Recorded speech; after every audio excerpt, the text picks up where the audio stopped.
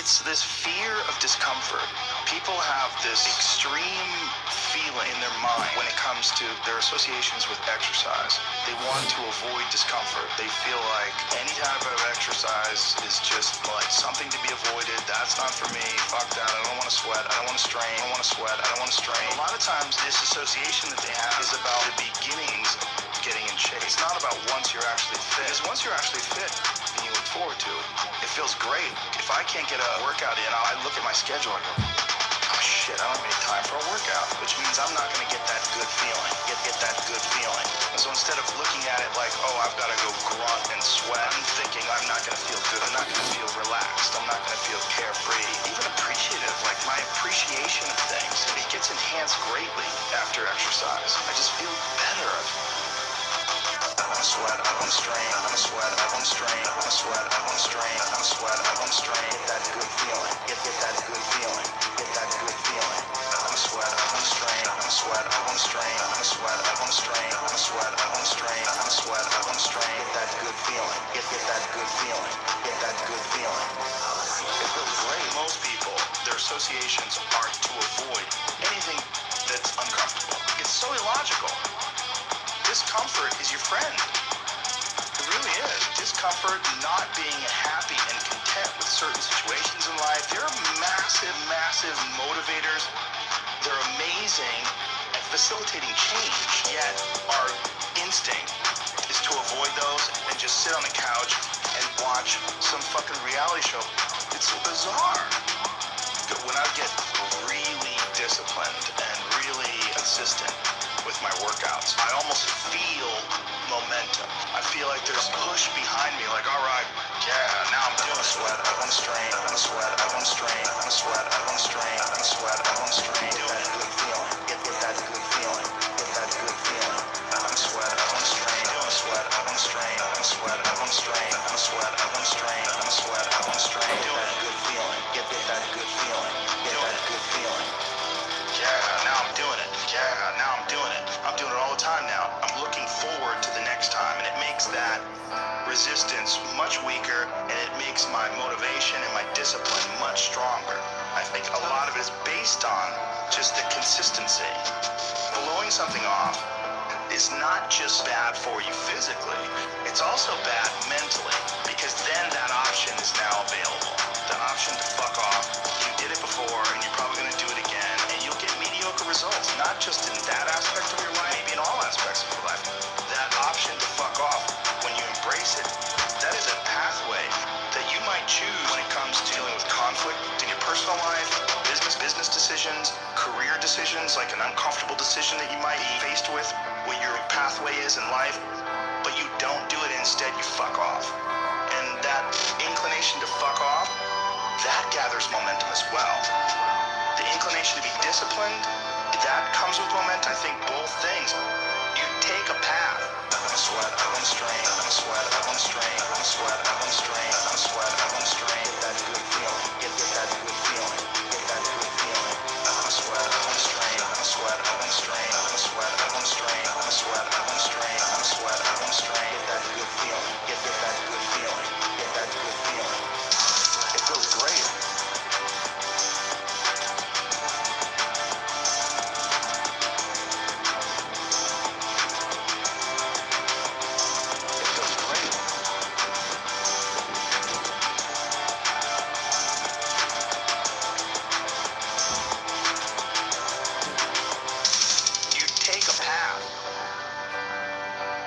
Of the fuck off, your body is like a race car that you can juice up yourself.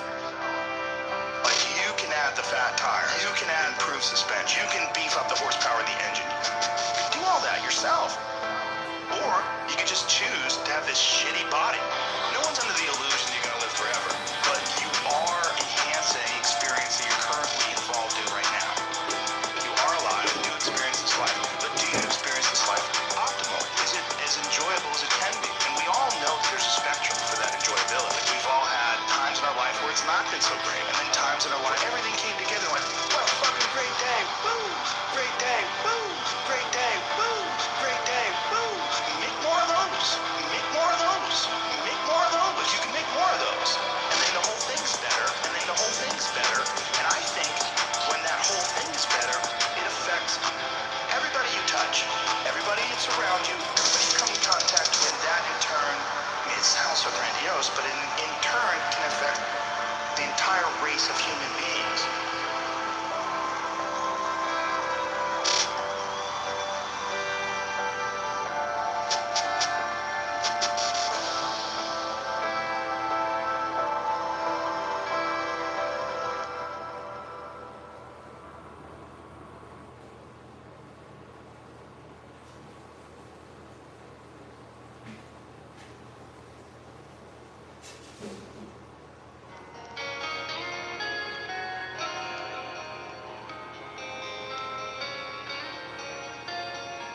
hero. Good going. It's for the heroes. You have to be the hero of your own story. And you can do that. You have to be the hero of your own story. And you can do that. 90% of it is just showing up. Get there and start working. Like, you're not going to feel perfect every day.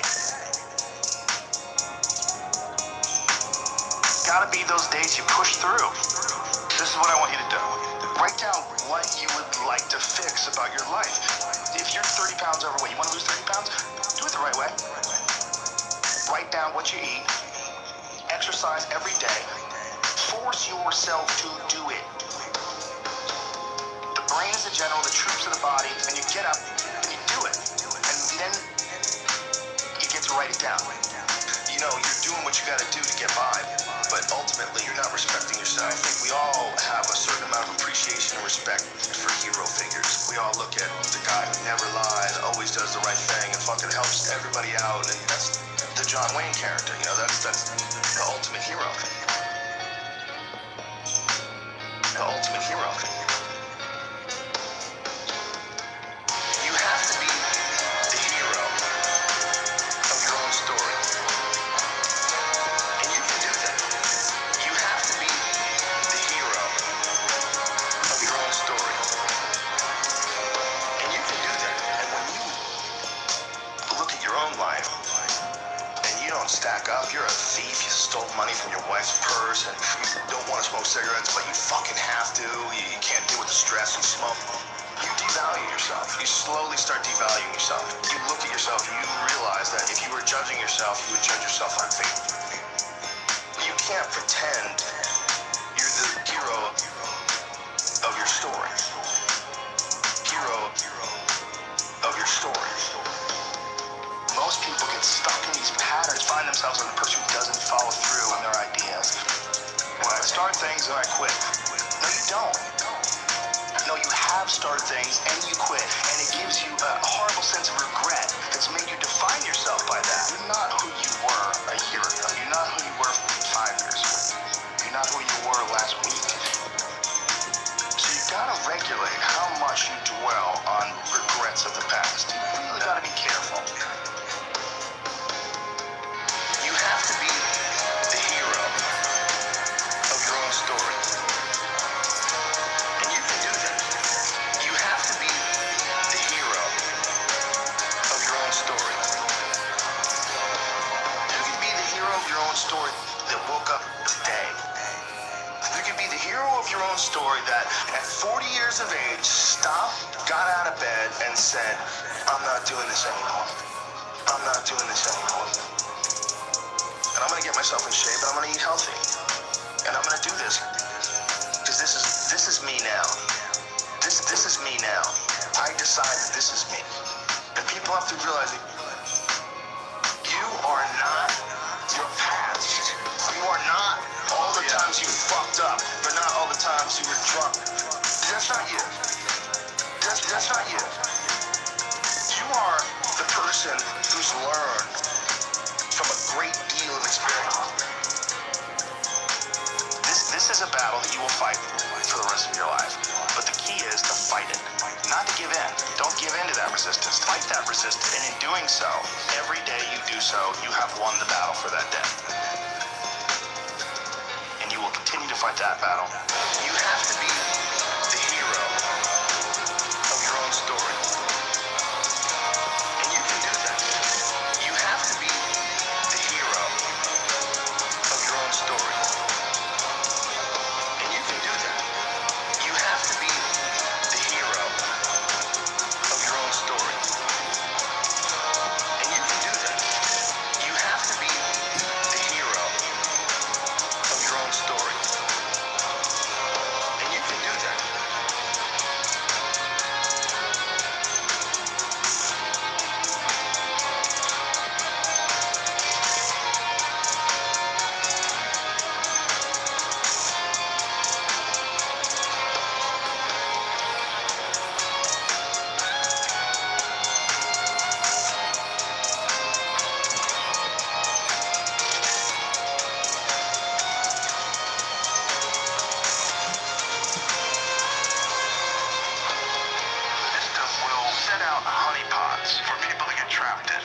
ideas of retirement, the ideas of the golden years, providing you benefits, providing you a healthy work environment. Why? Well, because they want people to work for them. They don't want people to realize their own dreams and escape. They want to set it up so that you stick around. Stick around in some sort of an unsatisfying world. It's up to you to see that video game problem, see that issue as it comes up on the map, and calculate your future.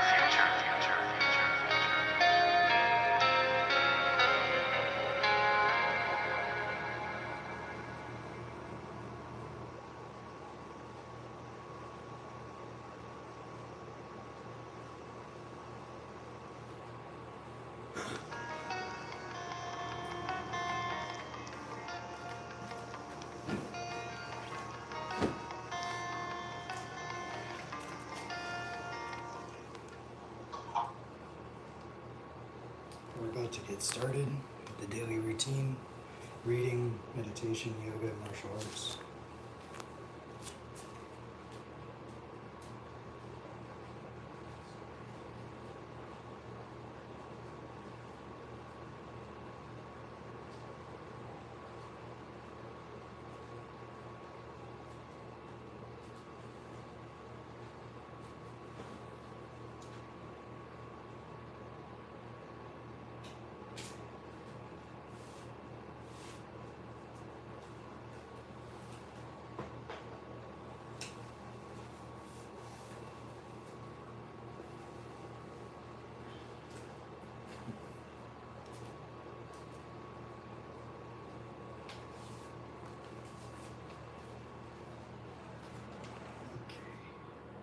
So,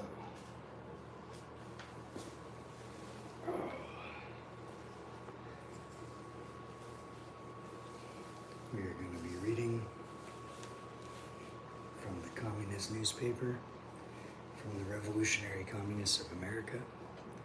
Bring this in so you can actually hear me.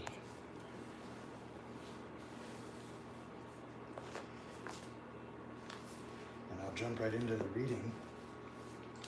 In a little bit, I'm going to make some notes for my martial arts routine. And we're reading from the October edition of the Communist newspaper. And the page 4 is where we're at now. So I might only read one article because I'm running a little bit behind. But yeah, here we go. American imperialism blinded by China's rise. China stunned the world last month with its largest ever military parade. The West panicked. And there's a little headline here that says China invests almost double in developing its productive forces compared to the U.S.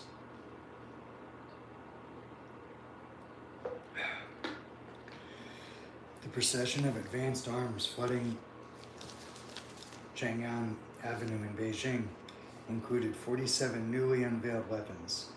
Accompanying them were 12,000 Chinese soldiers marching in tight formation.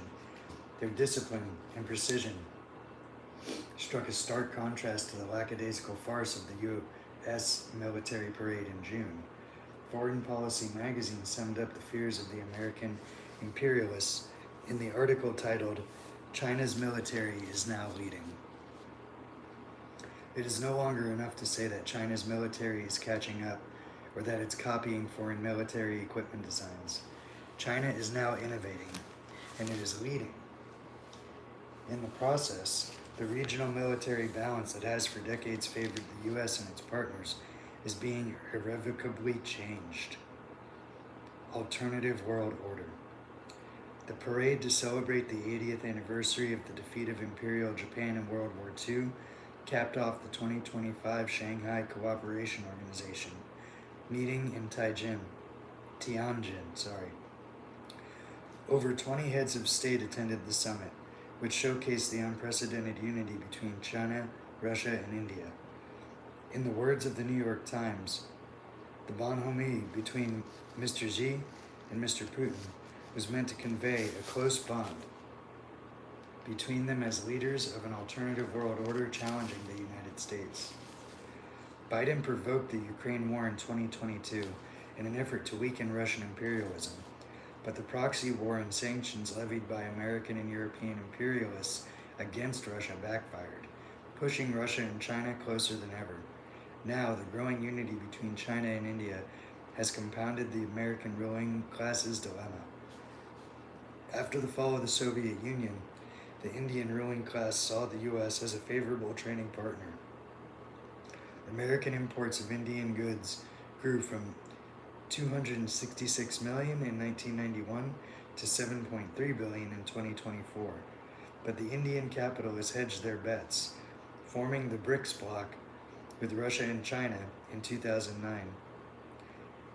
They maintained a policy of strategic autonomy, refusing to fully align themselves with either the US or China. This arrangement began to unravel earlier this year. Since 2022, India has defied Western sanctions on Russia. They bought and refined some $53 billion worth of Russian oil last year alone, some of which they exported to Europe. Hoping to bully Modi into falling in line, Trump doubled tariffs on Indian imports to 50% in August. His attacks on the H-1B visa programs are also aimed in part at India. Indian workers in the U.S. sent back $135 billion worth in remittances in 2024, and 71% of H-1B holders are from India. Trump gambled that a long-standing border dispute between China and India, combined with China's strategic partnership with Pakistan, would prevent the two powers from finding an accommodation, but the SCO showed how badly his plan has backfired. A rising economic power. China's newfound diplomatic and military might flows from the strengthening of its economy relative to the U.S. The country has benefited from what Trotsky called the, quote, privilege of the backwardness. In short, relatively backward societies can sometimes leapfrog over certain stages of economic growth by adopting the latest modern technologies, bypassing the arduous process that led to their original development. Meanwhile, older, more advanced countries are hamstrung by aging infrastructure and industries that lose their edge, but are costly to replace. Over time, this leads to slowing economic growth. China also benefits from the lingering legacy of the deformed worker state and centrally planned economy that emerged from its 1949 revolution. Unlike Russia, where the restoration of capitalism was sudden and chaotic, the Chinese Communist Party, CCP, oversaw a controlled capitalist counter-revolution over decades. The Chinese capitalist class didn't build its own state apparatus from scratch. Instead, the capitalists were allowed to grow in strength with the kind of permission of the CCP and have now fully merged with the state. After decades of arrogance and hubris, the American capitalists are learning that their anarchic drive for short-term profits can't compete with the Chinese state's ability to direct involvement toward long-term goals. As Trump posted on Truth Social, China has 50 to 100-year view on management of a company, whereas we run our companies on a quarterly basis. Not good. I've been saying that China has actually more like 100, 500, 1,000-year plans, whereas Americans, if they're intelligent, have 1 year, 5-year, 10-year plans. Imperialist competition for cutting-edge markets and technologies include AI, superconductors, rare earth materials, and more demands enormous benefits. China's state-owned banking sector is able to aggregate astounding amounts of capital. The combined holdings of Chinese banks currently stand at $58.5 trillion, more than double those of American banks. The Chinese state also ensures that more of the country's wealth is plowed back into investments in machinery, technology, increasingly efficient supply chains for sourcing raw materials, etc. One way to measure this is gross fixed capital formation, GFCF, gross fixed capital formation, GFCF. It's the total value of investments in fixed assets, like machinery, buildings, and equipment, that are used in the production of goods and services for more than 1 year. It indicates how much is invested in a company's future productive capacity. In 1969, GFCF was 22% of US GDP, compared to 21% of Chinese GDP. Last year, US GFCF was still 22% of GDP, while China has been averaging 42% over the last 15 years. In other words, China invests almost double in developing its forces of production compared to the US. As a result, over the last 5 years, the Chinese economy has produced 3 times as many cars, 12 times as much steel, and twice as much electricity as the US. World Revolution. All this formidable wealth has been amassed through the blood, sweat, and toil of the nearly 800 million strong Chinese working class. Meanwhile, the American ruling class's only hope of reestablishing its competitiveness on the world market is by bullying its rivals and attacking the wages and conditions of American workers. Neither the American nor the Chinese proletariat has an interest in continuing to enrich their respective ruling classes. Around the world, workers and youth are rightly celebrating the decline of American imperialism, the most reactionary force in world history. At the same time, we should have no illusions in the Chinese ruling class. Despite its impressive state sector in the last analysis, it represents the same system as the American ruling class, capitalism. Only the world working class, united under the banner of the World Socialist Revolution, can bring down the edifice of capitalism and imperialism once and for all.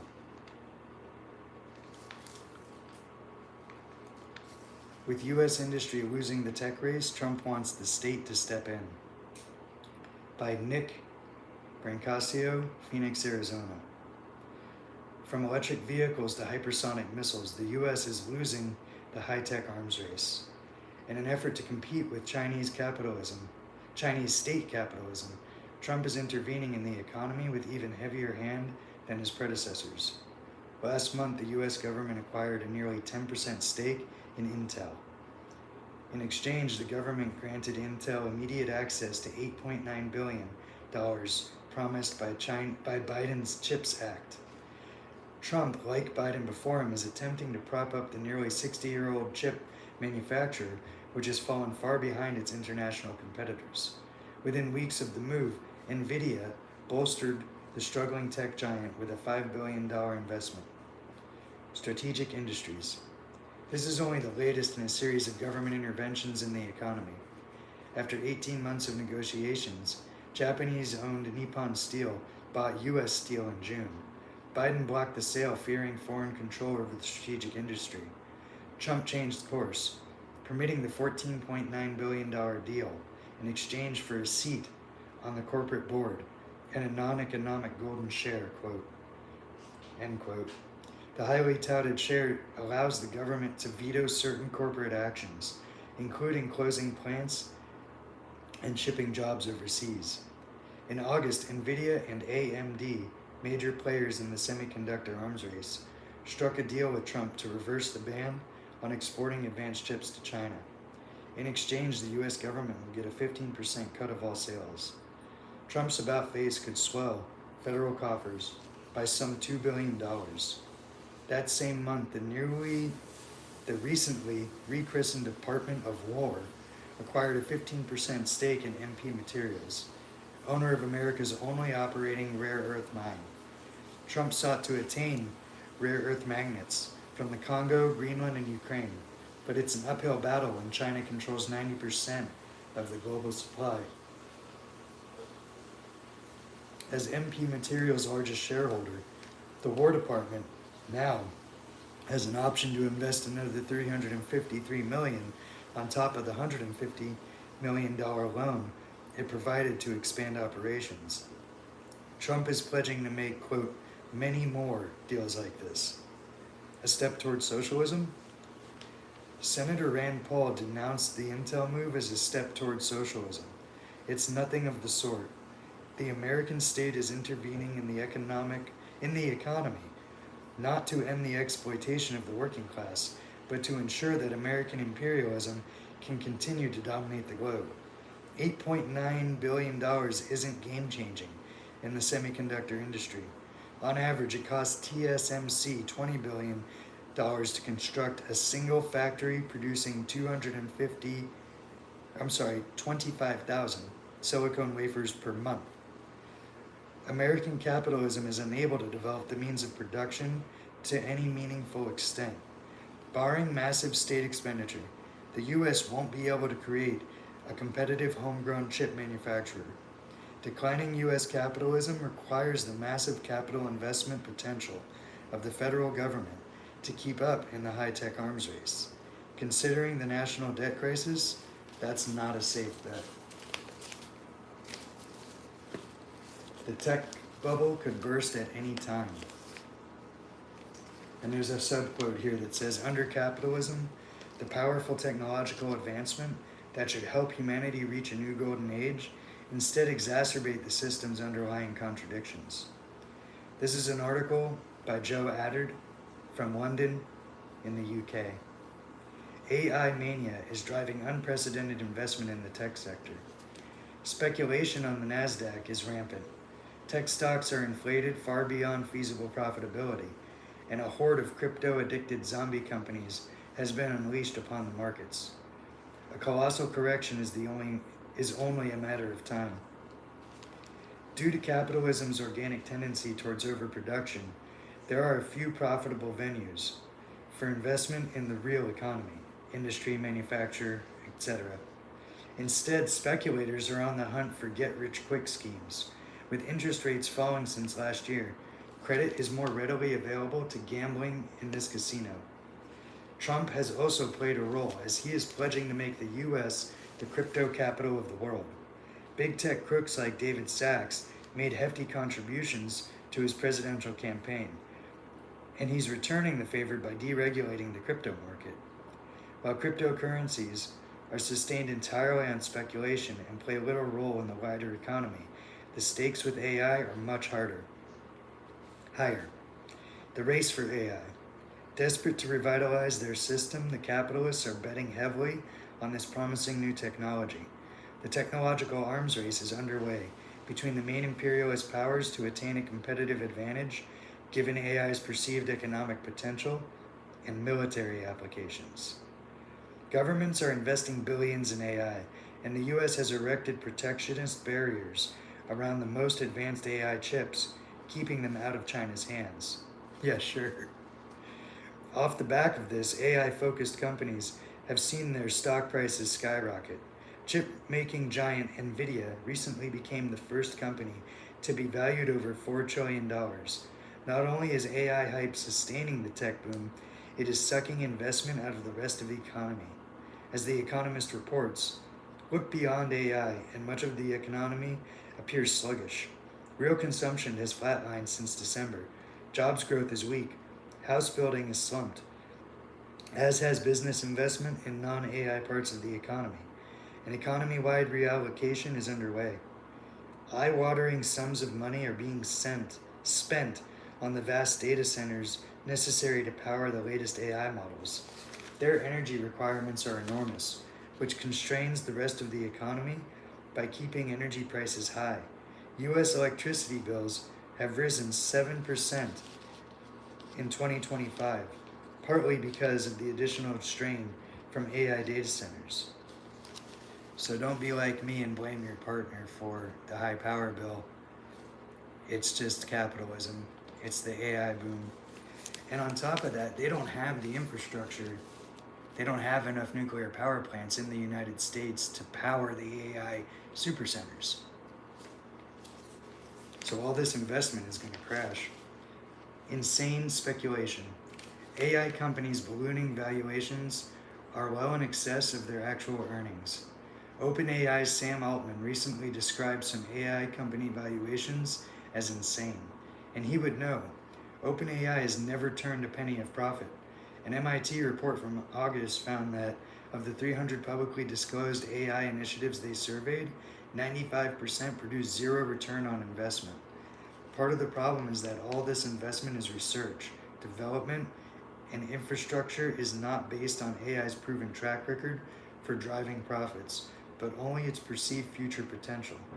Capitalists in the West have operated on the assumption that simply throwing more money at increasing processing power will eventually bring the holy grail of superhuman, multi-purpose artificial general intelligence. But now they're running into the limits of scaling, with increased processing power yielding diminishing returns. The newly released ChatGPT-5, for example, has been criticized for being just as hallucination-prone as the last iteration, despite all the money invested. Ironically, Washington's protectionist measures have forced China to focus on using AI in less glamorous but more immediately productive ways.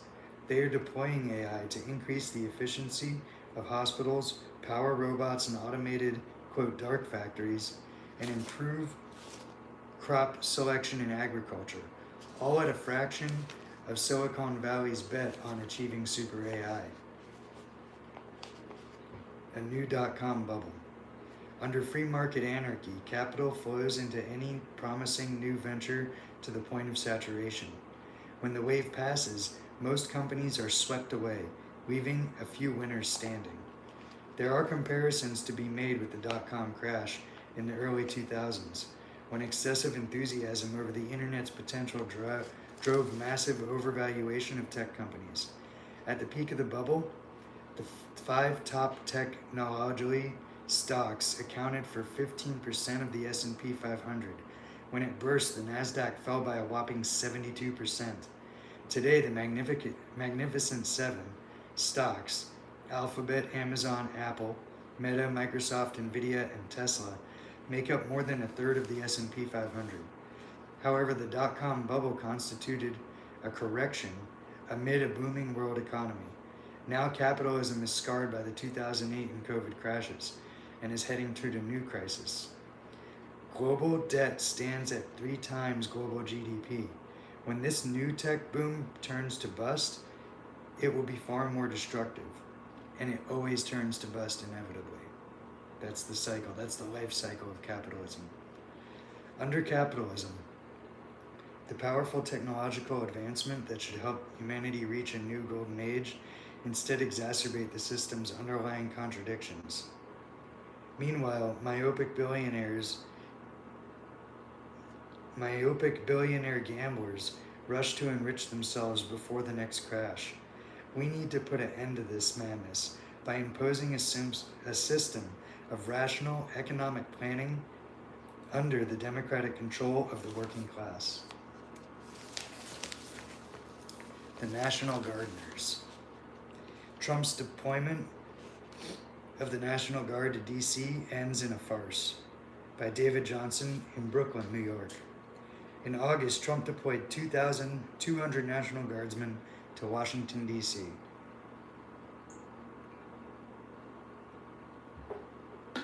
Government statistics say that violent crime in D.C. is at a 30-year low, but Trump insists the city is overrun with bloodthirsty criminals and roving mobs of wild youth. He has since deployed the Guard to Memphis and threatens to do the same in Chicago and other cities. Far from signaling an impending dictatorship, however, Trump's deployments have met with resistance and proved to be more farcical than fascist. In two-faced liberal fashion, less than 24 hours after denouncing Trump as an authoritarian, D.C. Mayor Muriel Bowser appeared on Fox News to pucker up to him. This enhanced presence, quote, "This enhanced presence is going to impact us in a positive way," end quote. At the time of the D.C. deployment, Trump was searching for a distraction. His cross-class MAGA coalition was coming apart at the seams. Charlie Kirk's assassination has given him some breathing space, but any reprieve will soon be temporary, and Trump is still looking to score political points against, quote, crime-ridden democratic cities. Smoke, mirrors, and dog whistles. Black people make up a plurality in D.C. 62% of the Memphis population is black. Trump's targeting of these two cities and his threats to deploy guardsmen to Chicago is not accidental. Hysterics about, quote, rampant urban crime, end quote, are time-honored racist dog whistles favored by American politicians as a divisive wedge against the danger of a united working class. Crime is a permanent feature of class society. It will not be stopped through repression. Desperate people are pushed to do desperate things. The only way to tackle crime is by ensuring a decent standard of living through quality healthcare, housing, jobs, and education. Things capitalism is unable to offer in this epoch of decline. Repression can often backfire. In DC, workers have hit the streets in spontaneous demonstrations. In one incident, ICE thugs were sent scurrying back to their vehicles by hundreds of marchers shouting, "ICE, go home." These sporadic demonstrations were followed by larger citywide marches. Morale is, quote, falling fast. National Guardsmen in DC are tasked with, quote, cleaning up the streets. Little did they know that this would mean picking up trash, wiping graffiti, raking leaves, and working on, quote, beautification projects. Locals have rechristened them as National Gardeners. In an interview with CNN, Major General Randy Manner described the moniker as very deflating for the soldiers. One guardsman reported, "We haven't gotten critically low on morale, but we're falling fast."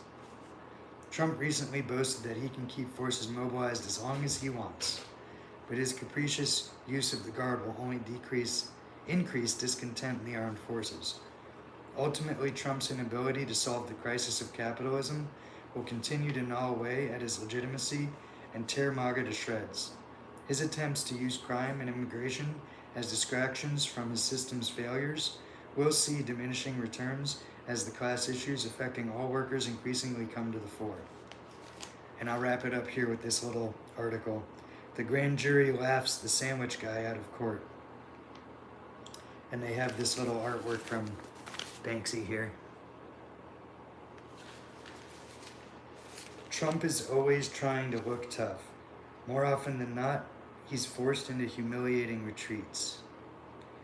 The case of Sean Dunn is just another example.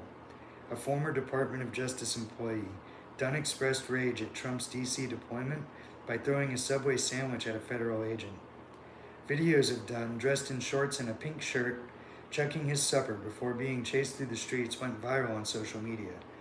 The Trump administration's reaction was comically excessive. U.S. Attorney Jeanine Pirro described the harrowing crime to reporters. "He took a Subway sandwich about this big," she said, gesturing to show the edible missile's enormity, and threw it at the officer. "He thought it was funny. Well, I don't think it's funny today because we charged him with a felony." Perot duly took the case to a federal grand jury. "We're going to back the police to the hilt. Unlike trial juries, grand juries operate entirely in secret and defendants have no right to a lawyer. As such, they virtually always side with prosecutors. Things were different this time. The grand jury refused to indict." So we're going to move on to the meditation portion of my daily routine. And unlike the people who are trying to take your money when they teach you meditation, I'm not going to have you sitting here doing mental masturbation exercises, visualizing nonsense or imaginary things that aren't real. We meditate by listening to audiobooks and sitting, focusing on the breathing. And that's what we're going to do. So lately I've been studying the Russian Revolution because it's relevant to these current times. And so I'm listening to everything by Lenin. Socialism for All has posted so many audiobooks, libraries and volumes of audiobooks. And there's a playlist of pretty much everything Lenin ever wrote on here. So that's what I'm going through right now, listening to everything. So we're going to pick back up with the ideological struggle in the working class.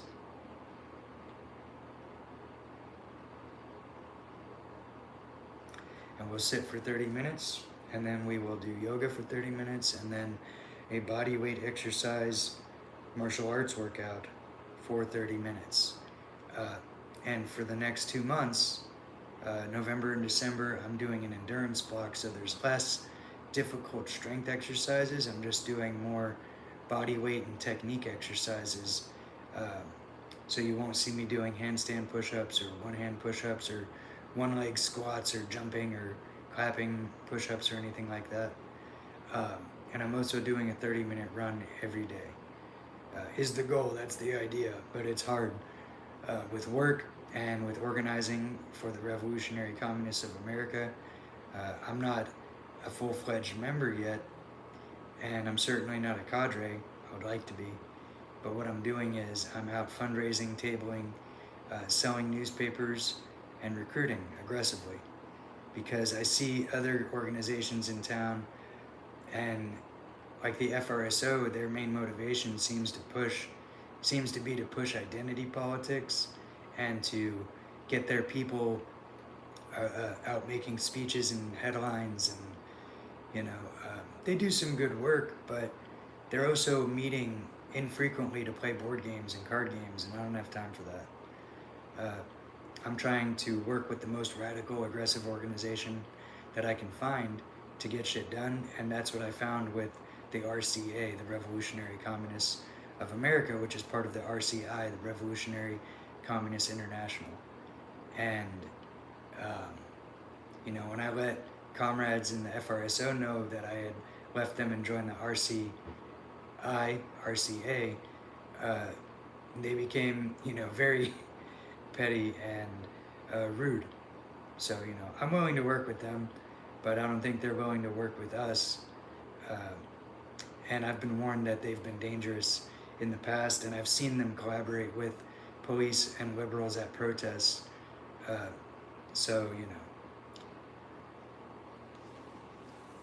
if so many Nazis sit at a table and one other person sits at the table with them, then that is a table full of Nazis. Hey, welcome to Socialism for All. This file is being recorded for the September 2022 edition of Socialism for All, and it's an audiobook and discussion of The Ideological Struggle in the Working Class Movement by Lenin from 1914. If you like this video, please click like and subscribe, and consider supporting on Patreon at patreon.com/socialismforall. There's a link to Patreon in the video description. So this was first published in Put Pravdy number 77, May 4, 1914, and published according to the text in Put Pravdy. The source is Lenin Collected Works, Progress Publishers, 1972, Moscow, Volume 20, translated by Bernard Isaacs and the late Joe Feinberg, HTML transcription and markup by Arsen Mala, and it's in the public domain at the Lenin Internet Archive within the Marxists Internet Archive. Thanks as usual to MIA for hosting this and thousands of other free Marxist texts. Please go check them out, marxists.org. Let's get into the audiobook. The profound ideological change that has taken place among the opposition, or progressive sections of the people, is an extremely important and distinctive feature of post-revolutionary Russia. Comment: Lenin here is referring to the 1905 revolution, which got some major reforms out of the Tsarist government. Continuing, to forget this distinctive feature is to prevent oneself from understanding the Russian Revolution and its character, as well as the tasks of the working class in our time. The ideological change among the liberal bourgeoisie is expressed in the rise of an anti-democratic trend. Struve, Izgoyev, and V. Maklakov openly, and the rest of the cadets secretly, bashfully. Among the Democrats, this change is expressed in the utter ideological confusion and vacillation that prevail among both the Social Democrats, proletarian Democrats, and the Socialist Revolutionaries, bourgeois Democrats. Even the best representatives of democracy can find themselves to bewailing this confusion, vacillation, and backsliding. The Marxists, however, look for the class roots of this social phenomenon. The chief symptom of this breakdown is liquidationism, which as far back as 1908 was officially defined as, quote, an attempt by a certain part of the intelligentsia to liquidate the underground and to, quote, substitute for it a legal workers' party, a definition that was endorsed by, quote, the entire Marxist body. This refers to the Fifth Conference of the Russian Social Democratic Labor Party. At the last official meeting of leading Marxists held in January 1910, which was attended by representatives of all trends and groups, there was not a single person who protested against the condemnation of liquidationism as a manifestation of bourgeois influence on the proletariat. This condemnation, which was also an explanation of the class roots of liquidationism, was adopted unanimously. Over 4 years have passed since then, and the vast experience of the mass working class movement has provided 1,000 proofs that this appraisal of liquidationism is correct. The facts have shown that, between them, the theory of Marxism and the practical experience of the mass working class movement have killed liquidationism, which is a bourgeois and anti-workers trend. It is sufficient to recall how, in a single month, March 1914, Severnaya Rabotchaya Gazeta vilified the, quote, illegal press and demonstrations, and how Bolkin, in perfect imitation of the liberals, vilified the, quote, underground, how the notorious L.M., on behalf of the editors of Nasha Zarya, fully supported Bolkin on this point and argued the case for building a legal workers' party.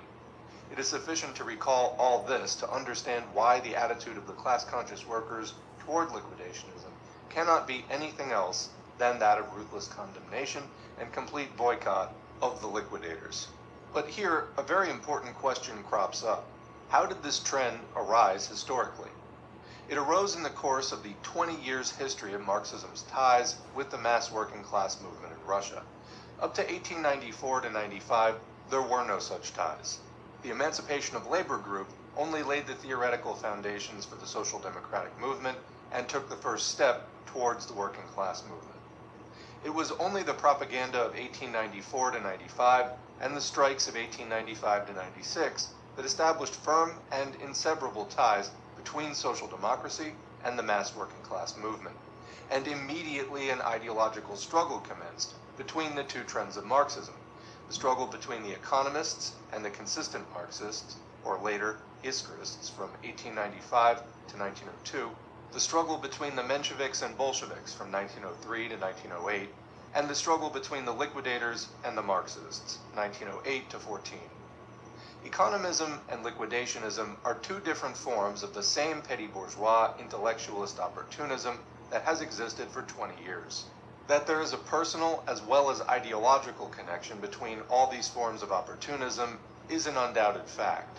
It is sufficient to mention the name of the leader of the economists, A. Martinov, who subsequently became a Menshevik and is now a liquidator. It is sufficient to call a witness like G.V. Plekhanov, who on very many points stood close to the Mensheviks, but nevertheless openly admitted that the Mensheviks absorbed intellectualist opportunist elements into their ranks, and that the liquidators continued the errors of economism and were disruptors of the Workers' Party. There's a footnote there. Why do we say on very many points? Because Plekhanov occupied a special position and departed from Menshevism many times. First, at the 1903 Congress, Plekhanov fought the opportunism of the Mensheviks. Second, after the Congress, Plekhanov edited numbers 46 to 51 of Iskra, also in opposition to the Mensheviks. That was the newspaper that Lenin started. Third, in 1904, Plekhanov defended Axelrod's plan for Zemstvo campaign in such a way that he passed over its chief mistakes in silence. Fourth, in the spring of 1905, Plekhanov left the Mensheviks. Fifth, in 1906, after the dissolution of the First Duma, the parliament set up by the Tsar, the stand Plekhanov took was not at all a Menshevik one. See Proletary, August 1906. Sixth, at the London Congress in 1907, as Cheravanin relates, Plekhanov opposed the, quote, organizational anarchism of the Mensheviks. One must know these facts in order to understand why the Menshevik Plekhanov so long and so resolutely fought liquidationism and denounced it. Another footnote, actually off of that footnote about Proletary, the Proletarian.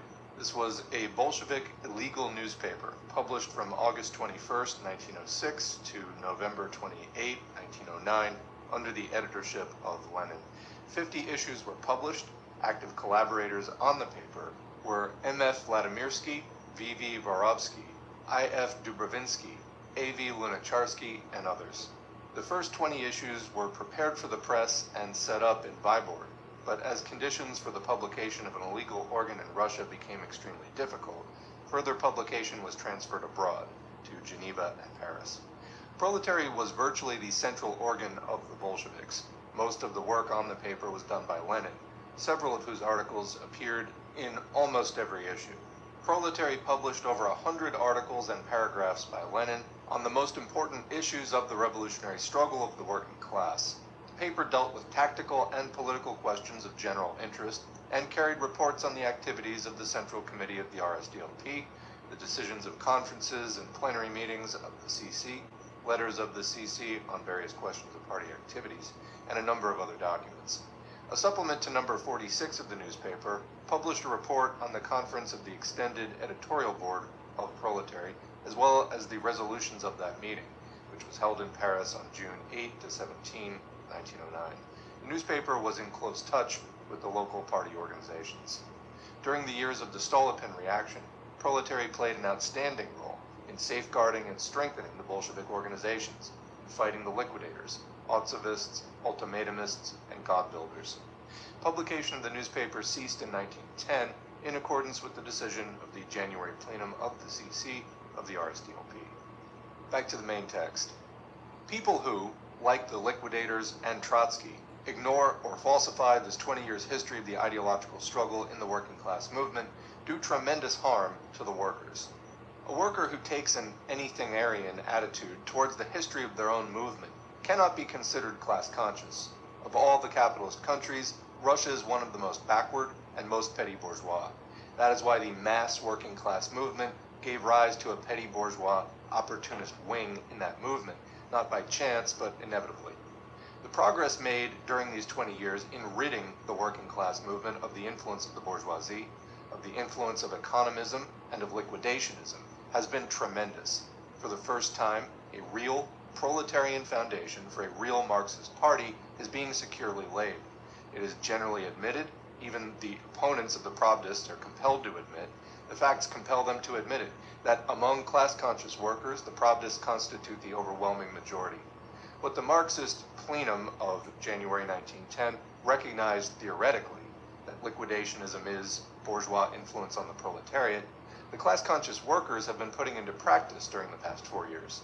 They have secured practical recognition of it by weakening the liquidators, by removing them from office, by reducing liquidationism to a group of legal, opportunist publicists standing outside the mass working class movement. During this 20-year-old conflict of ideas, the working class movement in Russia has been growing in scope and strength and steadily maturing. It has defeated economism. The flower of the class-conscious proletariat have sided with the Iskrists. At every decisive stage in the revolution, they have left the Mensheviks in the minority. Even Levitsky himself has had to admit that the masses of the workers sided with the Bolsheviks. And finally, it has now defeated liquidationism, and as a result, has taken the correct road of the broad struggle, illumined by Marxist theory and summed up in uncurtailed slogans of the advanced class for the advanced historical aims of humanity. That's the end of the audiobook. So, what do you think? Leave a question or comment below. Just want to remind people again, this is a work in a mini-series that we're doing on Lenin, which consists of texts like Unity, the bourgeois intelligentsia's method of struggle against the workers, disruption of unity under cover of outcries for unity, and others that deal with this basic subject. Otherwise, no further comments from me, so thanks for listening, and thanks to the current patrons whose names are on the screen. If you'd like to get your name on the screen, head to patreon.com/socialismforall and sign up for as little as $2 a month or more, whatever you see fit. We don't run ads on this channel, so that support is really important and much appreciated. Every donation is encouraging. They're also materially helpful, so we appreciate that a lot. Also, engagement counts, whether you're a patron or not. Like, share, subscribe, and comment. All of that helps YouTube to recommend this content to more people, to put it in the hands of more people. Yes, just by subscribing to the channel, clicking like, leaving a comment, even if it's thanks or good video or whatever, that is actually probably going to put this work in the hands of some other worker who hasn't come across it before. Thanks again, and we will catch you in the next video. Hey, welcome to Socialism for All. This file is being recorded for the September 2022 edition of Socialism for All, and it's an audiobook and discussion of The Bourgeois Intelligentsia's Methods of Struggle Against the Workers by Lenin from 1914. If you like this video, please click like and subscribe, and consider supporting on Patreon at patreon.com/socialismforall. There's a link to Patreon in the video description. So this piece was first published in Prosveshchenia number 6, June 1914, signed V. Ilyin, published here according to that text. The source is Lenin Collected Works, Progress Publishers, 1972, Moscow, Volume 20, translated by Bernard Isaacs and the late Joe Feinberg, transcription by R. Simbala, HTML markup by B. Baggins and D. Walters. It's in the public domain at the Lenin Internet Archive within the Marxists Internet Archive, Marxists.org. Thanks as usual to MIA for hosting this file and thousands of other free Marxist texts. So let's get into it. In all capitalist countries throughout the world, the bourgeoisie resorts to two methods in its struggle against the working class movement and the workers' parties. One method is that of violence, persecution, bans, and suppression. In its fundamentals, this is a feudal, medieval method. Everywhere, there are sections and groups of the bourgeoisie, smaller in the advanced countries and larger in the backward ones, which prefer these methods, and in certain highly critical moments in the workers' struggle against wage slavery, the entire bourgeoisie is agreed on the employment of such methods. Historical examples of such moments are provided by Chartism in England and 1849 and 1871 in France. There's a footnote here. Lenin is referring to the attack by the bourgeois counter-revolution against the working class and the democratic petty bourgeoisie in France after the latter's defeat in June 1849. The reference to 1871 is about the rising of the Paris workers on March 18, 1871, as a result of which a government of the proletarian dictatorship, the Paris Commune, was created for the first time in history. The Commune was defeated. Quote, the entire bourgeoisie of France, all the landlords, stockbrokers, factory owners, all the robbers, great and small, all the exploiters, united against it in savage fury. With active aid from Bismarck, this coalition started military operations against insurgent Paris, and, on winning victory, flooded the streets of the city with the blood of the people. No less than 30,000 communards were killed and 50,000 arrested. Many of these were executed, and thousands were condemned to penal servitude or exile.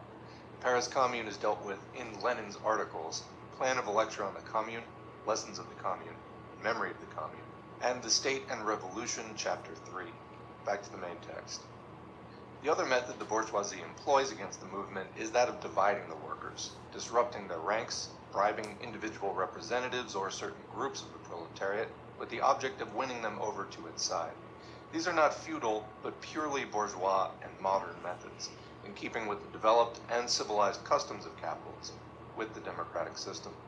For the democratic system is a feature of bourgeois society, the most pure and perfect bourgeois feature, in which the utmost freedom, scope, and clarity of the class struggle are combined with the utmost cunning, with ruses and subterfuges aimed at spreading the ideological influence of the bourgeoisie among the wage slaves, with the object of diverting them from their struggle against wage slavery. In keeping with Russia's boundless backwardness, the feudal methods of combating the working class movement are appallingly predominant in that country. After 1905, however, considerable, quote, progress was to be noted in the employment of liberal and democratic methods to fool and corrupt the workers. Among the liberal methods we have, for example, the growth of nationalism, a stronger tendency to refurbish and revive religion, quote, for the people, both directly and indirectly, in the form of developing idealistic, Kantian, and Marxist philosophy, the, quote, successes of bourgeois theories of political economy, combined with the labor theory of value, or substituted for it, etc., etc. Among the democratic methods of fooling the workers and subjecting them to bourgeois ideology are the liquidationist, narodnik cadet varieties. It is to these that we intend to draw our readers' attention in the present article, on certain topical events that have occurred on the fringe of the working class movement. That's the end of the introduction. I just want to comment, liquidationism, what is that? So Lenin just mentioned the liquidationist, narodnik, cadet varieties. We're going to talk about each of these. Liquidationism, narodniks, and cadets. First, liquidationists were people, liquidationism generally is the idea of liquidating or getting rid of a faction that another faction doesn't like within a political party. So in the case of the Russian Social Democratic Labor Party, there were many Mensheviks who wanted to liquidate all the non-Mensheviks. It's primarily to this that Lenin is referring. There were also Bolshevik liquidationists who wanted to get rid of the non-Bolsheviks. These were far fewer in number. So when Lenin refers to liquidationism, it is to these Mensheviks that Lenin is referring.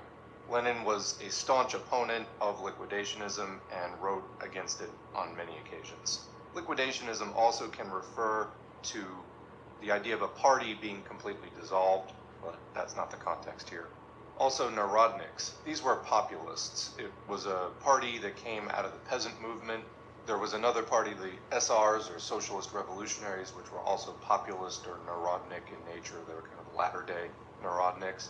Lenin was not real big on these. In fact, when the SR party debuted, Lenin said that Marxists ought to declare war on them. So then finally the Cadets. These were the Democrats, the major bourgeois party that arose in the context of ascendant capitalism after the 1905 revolution, which should be understood as what it was. It was a blow against Tsarist absolutism, you could say. The Tsar still existed after that. The institution of Tsarism still existed. The monarchy was still there, but there was now a parliament. There were increased rights for people. So it was kind of a reform of Tsarism. Both the bourgeoisie, as reflected in the Cadet Party, and the workers and peasants movements gained more power and more freedom after that. All right, so let's move on to section 1, the liquidators and the Narodniks alliance against the workers. It is said that history is fond of irony, of playing tricks with people and mystifying them. In history, this constantly happens to individuals, groups, and trends that do not realize what they really stand for, i.e. fail to understand which class they really, and not in their imagination, gravitate towards. Whether this lack of understanding is genuine or hypocritical is a question that might interest the biographer of a particular individual, but to the student of politics, this question is of secondary importance, to say the least. The important thing is how history and politics expose groups and trends and reveal the bourgeois nature concealed behind their pseudo-socialist or pseudo-Marxist phraseology. In the epic of bourgeois democratic revolutions, scores of groups and trends have everywhere, all over the world, imagined themselves to be socialists and have posed as such. See, for example, the schools listed by Marx and Engels in Chapter 3 of the Communist Manifesto. History has speedily exposed them in a matter of 10 to 20 years, or even less. Russia is now passing through just such a phase. It is over 10 years since the economists, then their successors, the Mensheviks, and then the Menshevik successors, the liquidators, began to fall away from the working class movement. The Mensheviks were especially vociferous in their assertions that the Bolsheviks had drawn close to the Narodniks. And now we have before us a very definite alliance between the liquidators and the Narodniks, directed against the working class and against the Bolsheviks, who have remained true to that class. The alliance between the petty bourgeois intelligentsia, liquidationist and Narodnik, against the workers has been developing spontaneously. At first it was stimulated by practice. No wonder people say that practice marches ahead of theory, especially in the case of those who are guided by a false theory. When the St. Petersburg workers removed the liquidators from office, expelled these representatives of bourgeois influence from the executives of the trade unions and from their responsible positions on the insurance boards, the liquidators found themselves in alliance with the Narodniks. Quote, as soon as we came into the hall where the election of the insurance board was taking place, the sincere and naive Narodnik wrote in Stokaya Missile, issue number 5, quote, the narrow and factional stand taken by the Pravdists at once became clear, but we did not lose hope. Together with the liquidators, we drew up a non-factional election list, giving us 1 seat on the board and 2 alternate seats. Quote, see Put Pravdi number 38. Poor liquidators, what a cruel trick history has played on them. How relentlessly has their new friend and ally, the left Narodnik, exposed them. The liquidators did not even manage to renounce their own very formal statements and resolutions in 1903 and other years, describing the left Narodniks as bourgeois Democrats. History has swept away phrases, dispelled illusions, and exposed the class nature of the groups. Both the Narodniks and the liquidators are groups of petty bourgeois intellectuals, whom the Marxist workers have removed from the movement, and who are trying to sneak in again under false pretenses. They are using the catchword factionalism as a cloak, a word that the notorious Akimov, the leader of the economists, used as a weapon against the Iskrists at the Second Party Congress in 1903. The Iskrists were people who followed Iskra, the Spark, Lenin's newspaper. Akimov's catchword, that of an extreme opportunist, was the only weapon left to the liquidators and Narodniks. That rag of a Sovramennik seemed to have come into the world with the deliberate purpose of showing up to all literate people how rotten, useless, and rusty that weapon was. This Sovramennik is quite a startling event in our democratic journalistic world. Side by side with the names of casual contributors, need drives all sorts of people into strange journals in order to earn a little money, we find an obviously demonstrative combination of names intended to represent a combination of trends. The liberal Bogacharsky, the Narodnik Sukhanov, Rakitnikov, B. Voronov, V. Chernov, and others. The liquidators Don, Martov, Trotsky, and Scher. Patrusov's name was announced in issue number 66 of Severnaya Robochaya Gazeta, next to that of Plekhanov, but for some reason it vanished. The Machists Bazarov and Lunacharsky, and last, G.V. Plekhanov, the principal hero of Yedinstvo, spelled both with a small and a capital letter. Such are the ostentatious names that sparkle in the list of Sovramennik's contributors. And fully in keeping with this, the highlight of the journal's trend is the advocacy by the Narodniks of an alliance between the Narodniks and the Marxists. No joking. The reader can judge what this advocacy is from the articles penned by Mr. Sukhanov, the head of this journal. Here are some of the most important of this gentleman's, quote, ideas. Quote, the old cleavage, at all events, has disappeared. It is no longer possible to determine where Marxism ends and Narodism begins. Boy, is this striking. It's like they're running this playbook again. All right. Both Narodism and Marxism will be found on either side, and both sides are neither Marxist nor Narodnik. Indeed, could it and can it be otherwise? Can any 20th century collectivist think in any way but the Marxist way? And can any socialist in Russia be anything but a Narodnik? The same thing could be said about the present-day Marxist agrarian program, as we said last time about the Narodnik agrarian program. In its method of stating the case, it is a Marxist program, but in its practical aims, it is a Narodnik program. It appeals to the historical course of things, and it strives to embody the slogan, land and freedom, unquote. That will suffice, I think. This Mr. Sukhanov publicly boasts that Plekhanov agrees with him, but Plekhanov is silent. But let us examine Mr. Sukhanov's line of argument. This new ally of Plekhanov and the liquidators has liquidated the difference between Marxism and Narodism on the ground that, as he claims, the practical aims of both trends embody the slogan, land and freedom. This, wholly and literally, is an argument in defense of unity between the workers and the bourgeoisie. We might say, for example, that in their practical aims, both the working class and the liberal bourgeoisie strive to embody the slogan of a constitution. From this, the clever Mr. Sukhanov should draw the conclusion that the cleavage into proletariat and bourgeoisie has been, quote, liquidated, and that it is, quote, impossible to determine where proletarian democracy ends and bourgeois democracy begins. Take the text of the Marxist agrarian program. Sukhanov behaves like all liberal bourgeois who pick out a practical slogan, constitution, and declare that the difference between the socialist and the bourgeois world outlook is a matter of, quote, abstract theory. But we take the liberty of believing that the meaning and significance of practical slogans, the interests of which class these slogans serve and how they serve them, are matters to which class-conscious workers and all those who take an intelligent interest in politics cannot remain indifferent. We turn to the Marxist agrarian program, which Mr. Sukhanov referred to in order to distort it out of all recognition, and at once find, next to practical points that are objects of controversy among Marxists, for example, municipalization, other points that are indisputable. Quote, with a view to eliminating survivals of the serf system, which are a direct and heavy burden upon the peasants, and in order to facilitate the free development of the class struggle in the rural districts, unquote, This is how the Marxist agrarian program begins. To Mr. Sukhanov, this is unimportant, quote, abstract theory. Whether we want a constitution to facilitate the free development of the class struggle between the proletariat and the bourgeoisie, or to facilitate, quote, social conciliation between the workers and the capitalists is a matter of no importance. That is, quote, abstract theory. That is what all bourgeois would have us believe. Comment, of course, because it serves the bourgeoisie.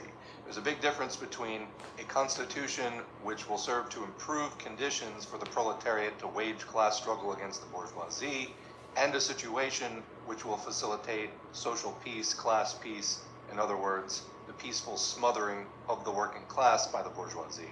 Continuing. The bourgeois correctly expresses his class interests when he tries to persuade the workers of this.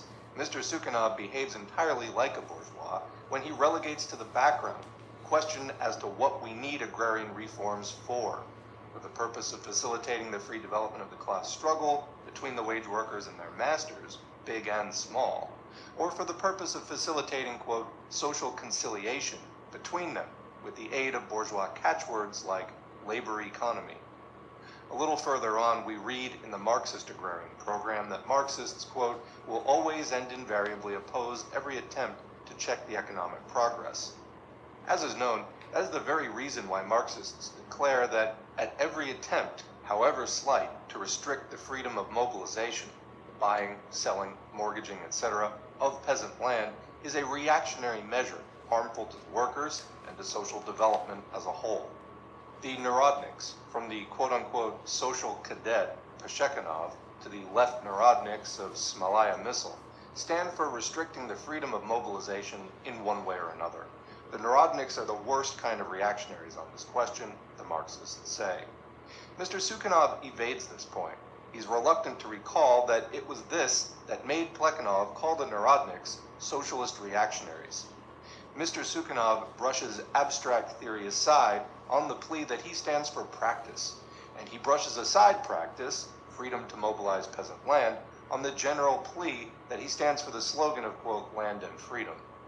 The conclusion to be drawn is clear. Mr. Sukhanov is nothing more nor less than a bourgeois who is trying to obscure the class strife between workers and masters. And it is these bourgeois that the Marxist agrarian program refers to when it says, quote, in all cases and in every situation connected with democratic agrarian reform, note from Lenin, under all circumstances and in every situation, i.e. municipalization, division, or any other likely form, Marxists, quote, make it their object to work steadily towards an independent class organization of the rural proletariat, to explain to it the irreconcilable antagonism between its interests and those of the peasant bourgeoisie, to warn it against being beguiled by the petty farming system, which will never, as long as commodity production exists, be able to abolish poverty among the masses, etc. That is what the Marxist agrarian program says. That is exactly what is said in that point of the program which Mensheviks accepted from the Bolsheviks' draft at the Stockholm Congress, i.e. the point that is least disputed and most generally recognized among Marxists. That is what it says in the most important point on the question of narratism, which deals with the small farming system. But Mr. Sukhanov passes this question over in complete silence. Mr. Sukhanov has done away with the, quote, old cleavage, with the division of trends into Marxism and narratism, by ignoring the clear and definite wording of the Marxist agrarian program aimed against narratism. Without doubt, Mr. Sukhanov is a mere windbag. Many of his kind haunt the drawing rooms of our liberal society, who has no idea of Marxism and airily does away with this unimportant socialist division into Marxism and narratism. As a matter of fact, Marxism and narratism are poles apart, both in theory and in practice. Marx's theory is that of the development of capitalism and of the class struggle between the wage workers and the master class. The theory of narratism is the theory of the bourgeois whitewashing of capitalism with the aid of catchwords like labor economy. It is a theory which plays down, obscures, and hinders the class struggle by means of these very same catchwords, by advocating restriction of the mobilization of the land and so forth. Historically, the depth of the gulf between Marxism and narratism in Russia was revealed by practice, not of slogans, of course, course, for only brainless people can regard slogans as practice, but by the practice of the open and mass struggle of millions in 1905 to 1907.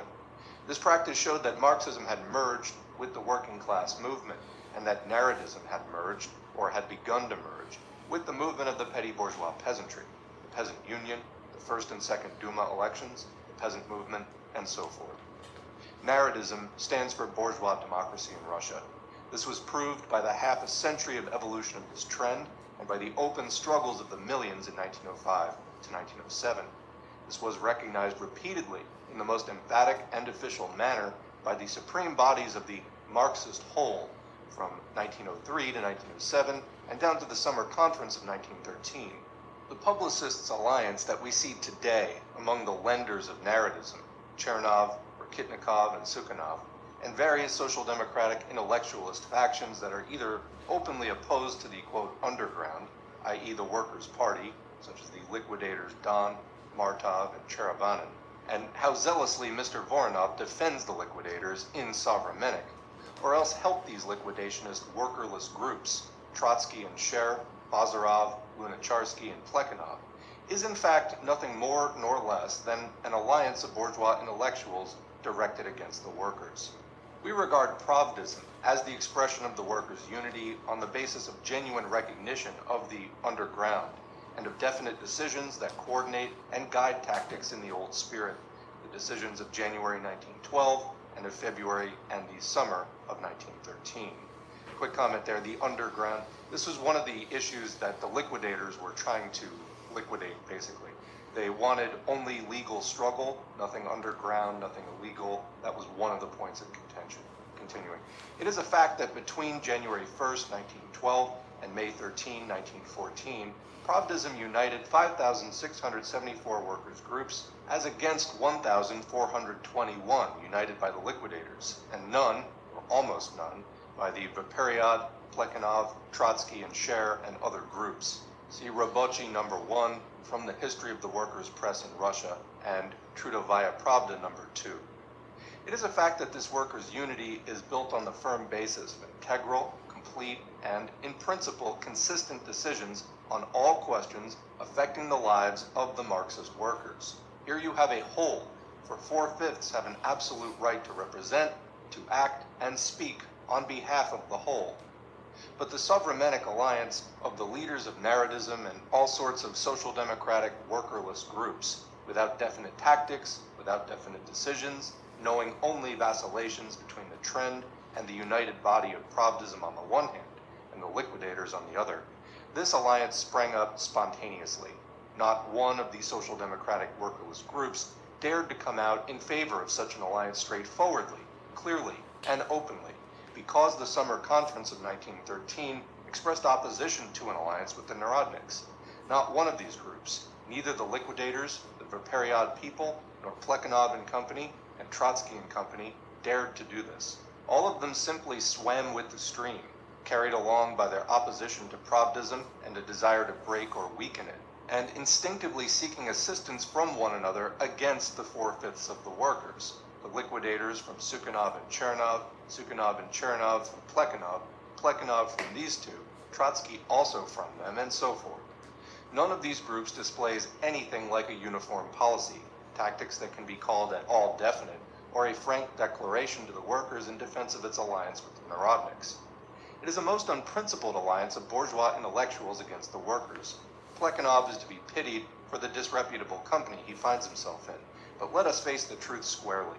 People can call the alliance of these groups unity if they wish to, but we call it a breakaway from the working class whole, and the facts prove that our view is correct. 2. How the liberals defend, quote, unity between the workers and the liquidators. The arrival in Russia of Emil Vandervelde, the chairman of the International Socialist Bureau, naturally gave a fill-up to the discussion of the question of unity. E. Vandervelde's immediate mission was to collect information on this question, explore the ground, and take all possible steps to promote unity. We know from press reports that he visited the editorial offices of both newspapers, the Marxist and the Liquidationist, and exchanged opinions with representatives of both these newspapers at a banquet. Soon after van der Velde returned to Brussels, an interview with the chairman of the International Socialist Bureau appeared in the two principal French socialist dailies, the Paris Humanité and the Brussels Peuple, in their issues of Sunday, June 21st, New Style. Footnote here, L'Humanité was a daily newspaper founded in 1904 by Jean Jaurès as the organ of the French Socialist Party. The newspaper hailed the beginning of the revolution in Russia in 1905 and expressed the sympathy of the French people, quote, with the Russian nation, which was effecting its 1789. The newspaper organized collections in support of the French Revolution.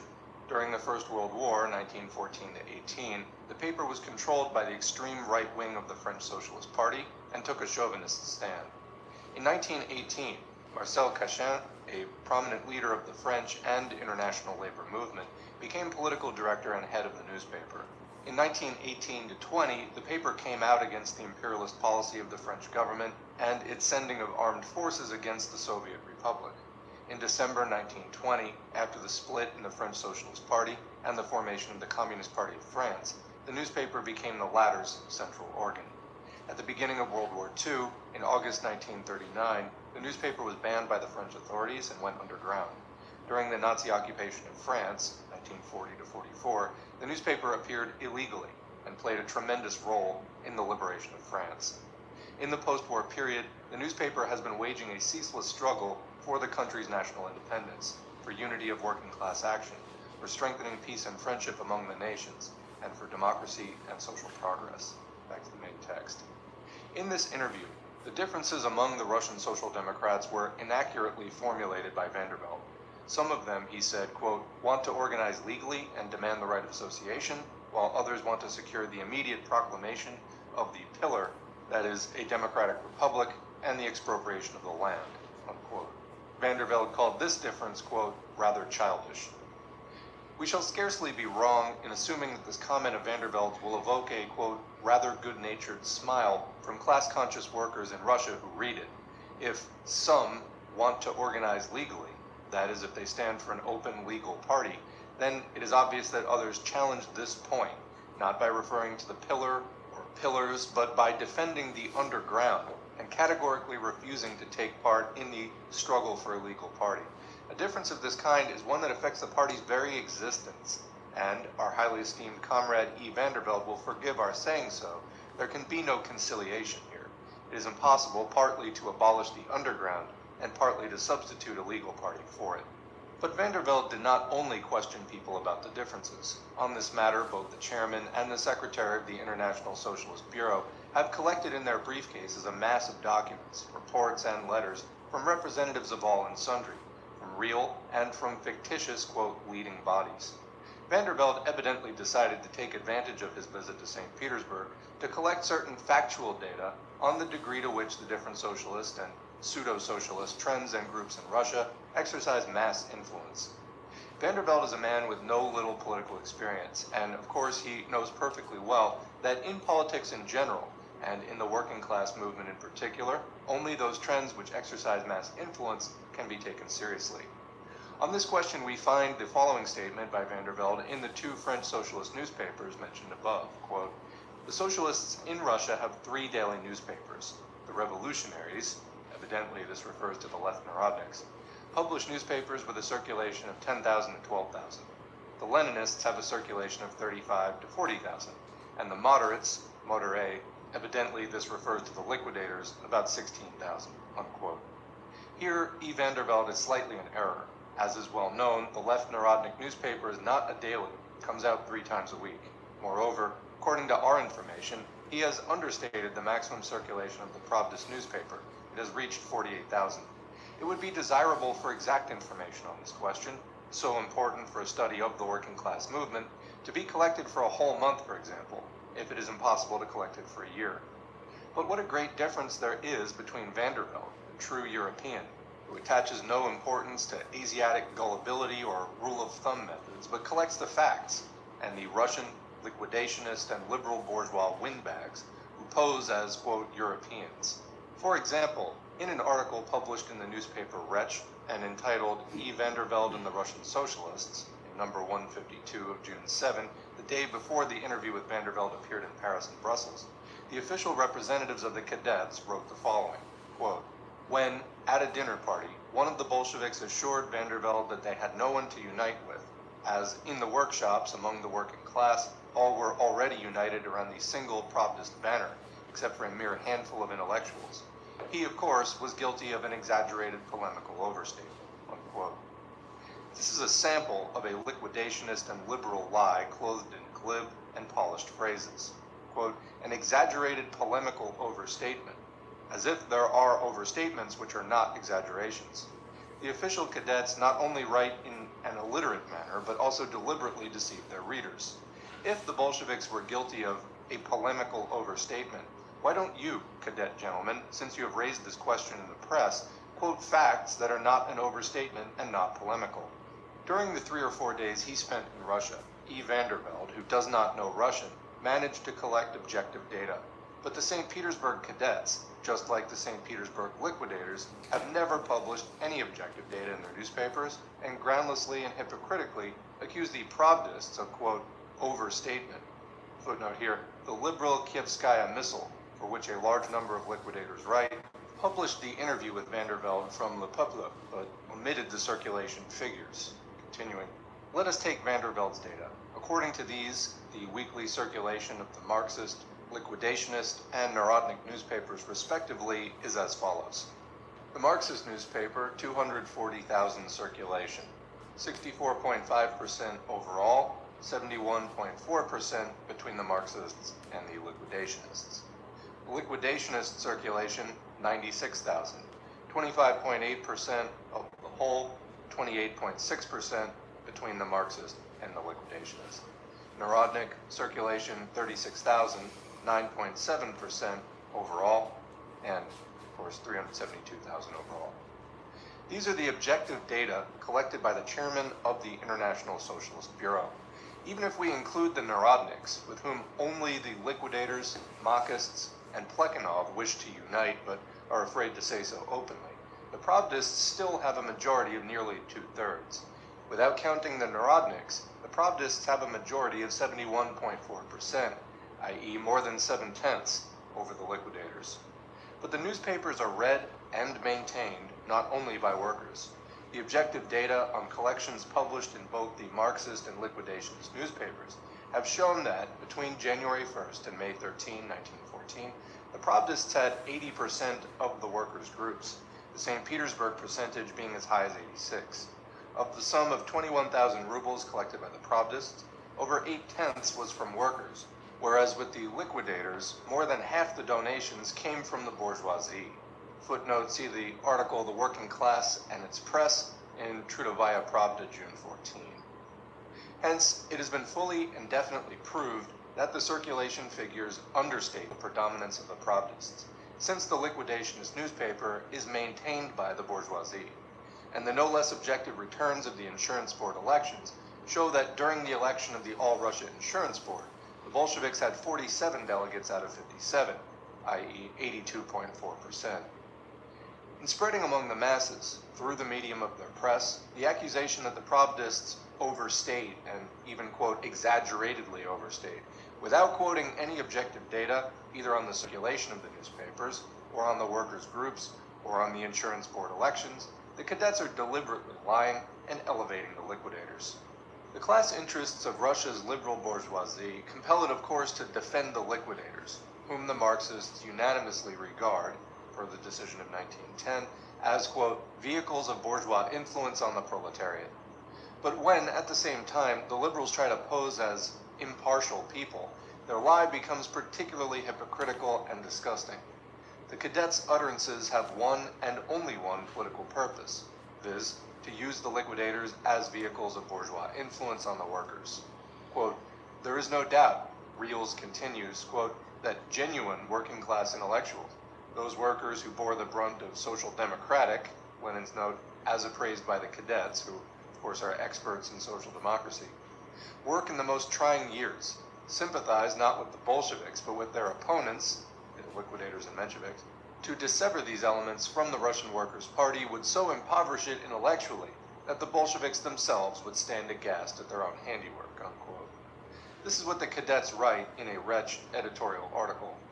And here for comparison is what LM, the liquidators' ideological leader, wrote in issue number 3 of Nasha Zarya, 1914. Quote, "This is a revolt of the Pravdist workers against the Dementievs, Gvozdevs, Churkins, Romanovs, Volkins, Kobzons, and the rest, as representatives of a whole, and in the capitals, fairly large, section of the Marxist workers, who have been trying to, quote, liquidate the childishly romantic stage of the Russian working class movement," unquote. As you see, the similarity is complete. In Wretch editorial articles, the cadets fully repeat in their own name the refrain that LM sings in Nasha Zarya. The limited circulations of Nasha Zarya and Nasha Likvidatorskaya Gazeta are supplemented by the cadet newspapers, which vouch for the social democracy of Volkin, Churkin, and company. Mr. LM gives the names of a handful of liquidationist workers. We willingly repeat these names. All class-conscious workers in Russia will at once recognize these liberal workers, who have long been known for the struggle that they have been waging against the, quote, underground, i.e. against the party. Read what Volkin wrote in this very same Nasha Zarya alongside of LM, and you will see that both repudiate the underground and, to the delight of the liberals, abuse it. And so we shall place on record and take cognizance of the fact that the Dementievs, Gvozdevs, Churkins, Romanovs, Volkins, and Kobzons, whom Mr. LM mentions, are, as the cadets assure us, quote, genuine working class intellectuals. They are indeed genuine liberal workers. This is fully borne out by Volkin's article. We strongly advise class-conscious workers not yet familiar with the utterances of the above-mentioned liberal proletarians to read it. The liberal wretch tries to scare us with the prospect of the disseverance from the Workers' Party of these, as Wretch assures us, social democrats, of these social democrats whom Wretch eulogizes. But we shall reply merely with a smile, for it is common knowledge that this handful of men have cut themselves off by going over to the liberal liquidators, and that this disseverance served as a guarantee and foundation for the formation of a genuine workers, not liberal labor party. In the same editorial article, there's praise for the, quote, civic courage of the calm and sometimes damping utterances of the liquidators and liberal workers. Trust Wretch and the liberals to praise them. The liberals in Russia, particularly after 1905, can exert no direct influence on the workers.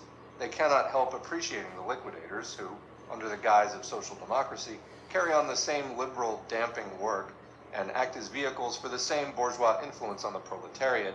See decision of 1910. Quote, the differences between them, the social democratic groups, will not be soon removed, Wretch writes, but while preserving their specific features, they must unite, not carry their strife into the ranks of the workers, who are only just awakening to conscious political life. Split among the workers is a matter of great rejoicing to the reactionaries. Again, it's always, just to comment here, it's always trying to force agreement between sincere people and insincere people in the name of some greater enemy or threat or whatever. All right. This alone is enough to make honest people in both groups strive sincerely and seriously for unity, unquote. This is what Wretch writes. We are very glad not to belong to the liberal company of, quote, honest people and to those that they regard as honest. We would consider it a dishonor to belong to such people. We are convinced that only utterly naive or foolish people can believe in the, quote, impartiality of the liberal bourgeois, especially where the working class movement for emancipation, i.e. its movement against the bourgeoisie, is concerned. The cadets are mistaken in thinking that the Russian workers are childishly naive, or that they are capable of believing the liberal bourgeoisie's, quote, impartial appraisal of, quote, honesty. The liberal bourgeois regards the liquidators and their advocates as honest men because and only because liquidationism renders a political service to the bourgeoisie as a vehicle of bourgeois influence on the proletariat. Accepting full responsibility for their acts, the United Marxists of Russia declared straightforwardly, openly, and before all the workers of Russia, that a definite group of liquidators, the Nasha Zarya and Luk group, etc., stood beyond the pale of the party. This declaration was made in January 1912. Since then, in the course of 2.5 years, 5,674 workers' groups, as against 1,421 groups for the liquidators and all their supporters, i.e. 4/5 of the class-conscious workers of Russia, have aligned themselves with Pravdism, i.e. approved of the January decision. The liquidators acted in such a way that the workers moved away from them. Our decision has been confirmed by events and by the experience of the vast majority of the workers. It is in their own selfish class interests that the liberals advocate, quote, unity between the workers and the liquidators. Only the liquidators' breakaway from the Workers' Party enabled the latter to weather the hard times with honor. We attach to this word a different meaning from what you wretched gentlemen do. The separation of the liquidators from the Workers' Party gave the reactionaries cause not for rejoicing but for sorrow, since the liquidators stood in the way of recognition of the old forms, the old, quote, hierarchy, the old decisions, etc., and they themselves, for 2.5 years, proved absolutely incapable of forming any kind of organization whatsoever. The August 1912 bloc of the liquidators and their friends collapsed. It was only despite the liquidators, only without them and against them, that the workers were able to conduct that brilliant campaign of strikes, insurance elections, and the establishment of newspapers, which everywhere resulted in a 4/5 majority for the opponents of liquidationism. By a split, the liberals understand the removal from the workers' ranks of the opponents of the underground, a handful of liquidationist intellectuals. By unity, they understand the maintenance of liquidationist influence over the workers. We regard the matter differently. By unity, we mean the fact of 4/5 of the workers having rallied around the old banner. By a split, we mean the refusal of the liquidationist group to accept and bow to the will of the majority of the workers, thus flouting that will.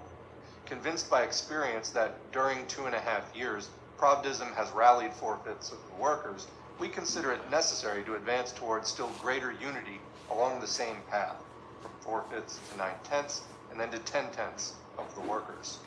The difference in the positions and points of view of the proletariat and of the bourgeoisie gives rise to two opposite views regarding the liquidators, our view and that of the liberals. How is Plekhanov's position to be explained? In 1908, he broke with the liquidators so emphatically, and at one time upheld in the press, the party's decisions in opposition to the liquidators with such firmness, that some people hoped that his vacillations had come to an end. Now, when 4/5 of the workers have rallied around Pravdism, Plekhanov is beginning to vacillate again. The only possible explanation of his, quote, position, which, in effect, now fully coincides with that of the liberal wretch, is that it is due to his personal vacillations, a disease he contracted in 1903. Like Wretch, Plekhanov interprets unity to mean ensuring the liquidators' influence over the workers in defiance of the will of the workers, in defiance of the party's decisions, in spite of the liquidators' flouting of these decisions. Yesterday, Plekhanov compared Mr. Patrusov with Judas, and quite rightly stated that the apostles were stronger without Judas than with him. Today, however, when the facts have definitely proved that the liquidators are entirely at one with Patrusov, and that they flout the party's decisions, Plekhanov turns toward the liquidators and advises the Pravdists not to talk to them in the, quote, language of conquerors. In other words, to put it more bluntly, the majority of the workers should refrain from demanding that their will be recognized, and their decisions respected by the minority, which follows the lead of those who are deliberately violating the party's decisions. The class-conscious workers will have to sadly admit that Plekhanov is suffering from another attack of the political disease of wavering and vacillation, which he contracted 10 years ago, and will ignore him. There is, however, another explanation of Plekhanov's vacillations, an explanation to which we give second place because it does Plekhanov even less credit. Groups of vacillating intellectuals inevitably spring up between the contending trends, the liquidationist, which draws its social strength from the sympathy of the liberal bourgeoisie, and the Pravdist, which draws its strength from the class consciousness and solidarity of the majority of the workers in Russia, who are awakening from their darkness and are seeing the light. These groups have no social force behind them and can have no mass influence on the workers, because politically they are mere ciphers. Instead of a firm, clear line which attracts the workers and is confirmed by living experience, narrow circle diplomacy reigns in such groups. The absence of contact with the masses, the absence of historical roots in the mass trends of social democracy in Russia — social democracy became a mass movement in Russia with the strikes of 1895 — and the absence of a consistent, integral, clear, and absolutely definite line tested by many years of experience, i.e. lack of answers to the questions of tactics, organization, and program. Such is the soil on which narrow circle diplomacy thrives, and such are its symptoms. Plekhanov's newspaper Yedinstvo, as a political body, reveals all these symptoms, like Trotsky's Borba. Incidentally, let the reader ponder over the reasons for the disunity between these alleged uniters, Borba and Yedinstvo. Deputy Buryanov, like every deputy who is comparatively long-lived among the very short-lived politicians in Russia, was for a long time a liquidator, but has now vacillated towards Plekhanov. Whither he has vacillated and for how long, he does not himself know. But for narrow-circle diplomacy, there is, of course, no greater stroke of luck than the acquisition of such a vacillating deputy, who aspires to, quote, unity between the six who want to help the liquidators of the party flout the will of the majority of the workers, and the six who want to give effect to that will. Imagine, quote, unity between the two sixes independently of the will of the majority of the workers. You will say that it is unimaginable and monstrous, because deputies should perform the will of the majority. But what the proletariat regards as monstrous, the liberals regard as a virtue, a boon, a blessing, honesty, and probably even something sacred. Struve and Ruskaya Missile will certainly argue tomorrow, and will be supported in this by Berdayev, Izgoyev, Merezhkovsky and company, that the Leninists are sinful, quote, splitters, while the liquidators and Plekhanov, who is today defending them from the, quote, conqueror workers, are holy instruments of the will of God. Except for a moment this, in effect liberal point of view of unity between the two Duma sixes, independently of the will of the majority of the workers. You will at once realize that it is in the narrow circle interests of Buryanov and the group of publicists who write for Yedinstvo to play upon the differences between the two sixes and use their differences in order to act the perpetual role of the, quote, conciliator. Such a conciliator, be it Buryanov, Trotsky, Plekhanov, Slir, Chernov, Sukhanov, or anybody else, may say, on the one hand, the liquidationist six are wrong, for they're liquidating the party's decisions. On the other hand, the Pravdist six are wrong, because they talk to their colleagues in the unbecoming, improper, and sinful language of conquerors, claiming to do so on behalf of an alleged majority. Such a, quote, conciliator may even go to the length of calling this eclectic and intriguer's conduct dialectical, and lay claim to the title of uniter. After all, there have been cases like this in our party. Recall, for example, the part played by the Bundists and Tiska at the Stockholm and London Congresses, and in the period of 1906 to 11 in general. Those were happy days for the narrow-circle diplomats and sad ones for the Workers' Party, days when the class-conscious workers had not yet rallied closely enough against those vehicles of bourgeois influence, the economists and Mensheviks. Those days are now passing. Wretch, the cadet organ, bewails the, quote, carrying of strife into the ranks of the workers. This is the point of view of the liberal gentleman. We welcome the carrying of strife into the ranks of the workers, for they and they alone will distinguish between, quote, strife and differences on principles. They will sort out these differences for themselves, form their own opinion, and decide not with whom to go, but where to go, i.e. their own definite and clear line drawn up and tested by themselves. Footnote here from Lenin, as it was magnificently expressed by the Moscow workers, who at once saw through the fraud of Plekhanov's Yedinstvo. That day is approaching, and it has come. The mass of Pravdist workers can already distinguish between strife, what we might call today drama, and differences on principle. They have already sorted out these disagreements for themselves and have already determined their own line. The figures concerning the workers' groups after 2 years of open struggle, 1912 and 1913, have proved this in fact. Narrow-circle diplomacy is coming to an end. Another footnote there from Lenin, the participation of the leaders of the various groups, such as the Liquidators group, Don and Martov, Plekhanov's, Trotsky's, and Lunacharsky's groups, in the alliance with the Narodniks, Sovramennik, is another sample of narrow-circle diplomacy, for not one of them had the courage to say to the workers beforehand, plainly and straightforwardly, I am joining this alliance for such and such a reason. As the fruit of narrow-circle diplomacy, Sovramennik is a stillborn undertaking. Back to the main text, that's the end of section 2, now beginning section 3. Why the workers' organizations publicly denounced the liquidators as slanderers. Put Pravdi, issue number 92 for May 21st, 1914, published the resolution adopted by representatives of 10 industrial organizations in the city of Moscow. This resolution very emphatically and sharply condemned Malinovsky's disruptive resignation as a, quote, crime, then expressed complete confidence in the Russian Social Democratic Labor Group in the Duma, quote, march firmly along your road, the working class is with you. And lastly, publicly denounced the liquidators of Nasha Rabotchaya Gazeta as people who, quote, throw scurrilous abuse at the retiring deputy. These people's conduct is compared with, quote, the spreading of slanderous rumors by the right press with the object of creating confusion in the ranks of the workers, unquote. Quote, it is the sacred duty of all those to whom the cause of labor is dear, representatives of the 10 industrial organizations of Moscow stated in the resolution, quote, to rally their forces and offer united resistance to the slanderers. Quote, in reply, the working class will rally more closely around its representatives, i.e. the Russian Social Democratic Labor Group, and contemptuously ignore the slanderers, unquote. There is no need for us to quote any more of the numerous workers' resolutions couched in similar terms, or the opinion of the Lettish workers' newspaper, etc. That would be needless repetition. Footnote there, quote, we do not think it is necessary to deal with the rumors that have been circulated by the press, or with the downright slander uttered against Malinovsky and against the whole group and its consistent line, because such slander is always spread for a dishonest purpose, always proves false. Quoting from Trudovaya Pravda, number 1, May 1914. Let us see what happened. Why did the class-conscious workers of Russia, through the representatives of 10 industrial organizations in Moscow and many others, publicly denounce the liquidators of Nasha Rabotchaya Gazeta as filthy slanderers, call upon the working class contemptuously to ignore them?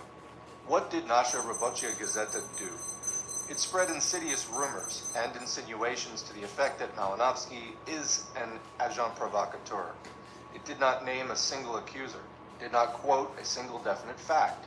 It did not submit a scrap of definitely formulated evidence, backed by references to at least party pseudonyms, to objects of police raids, dates, or anything of the kind. All we had was insidious rumors, an attempt to create a sensation out of Malinovsky's, quote, inexplicable resignation from the Duma.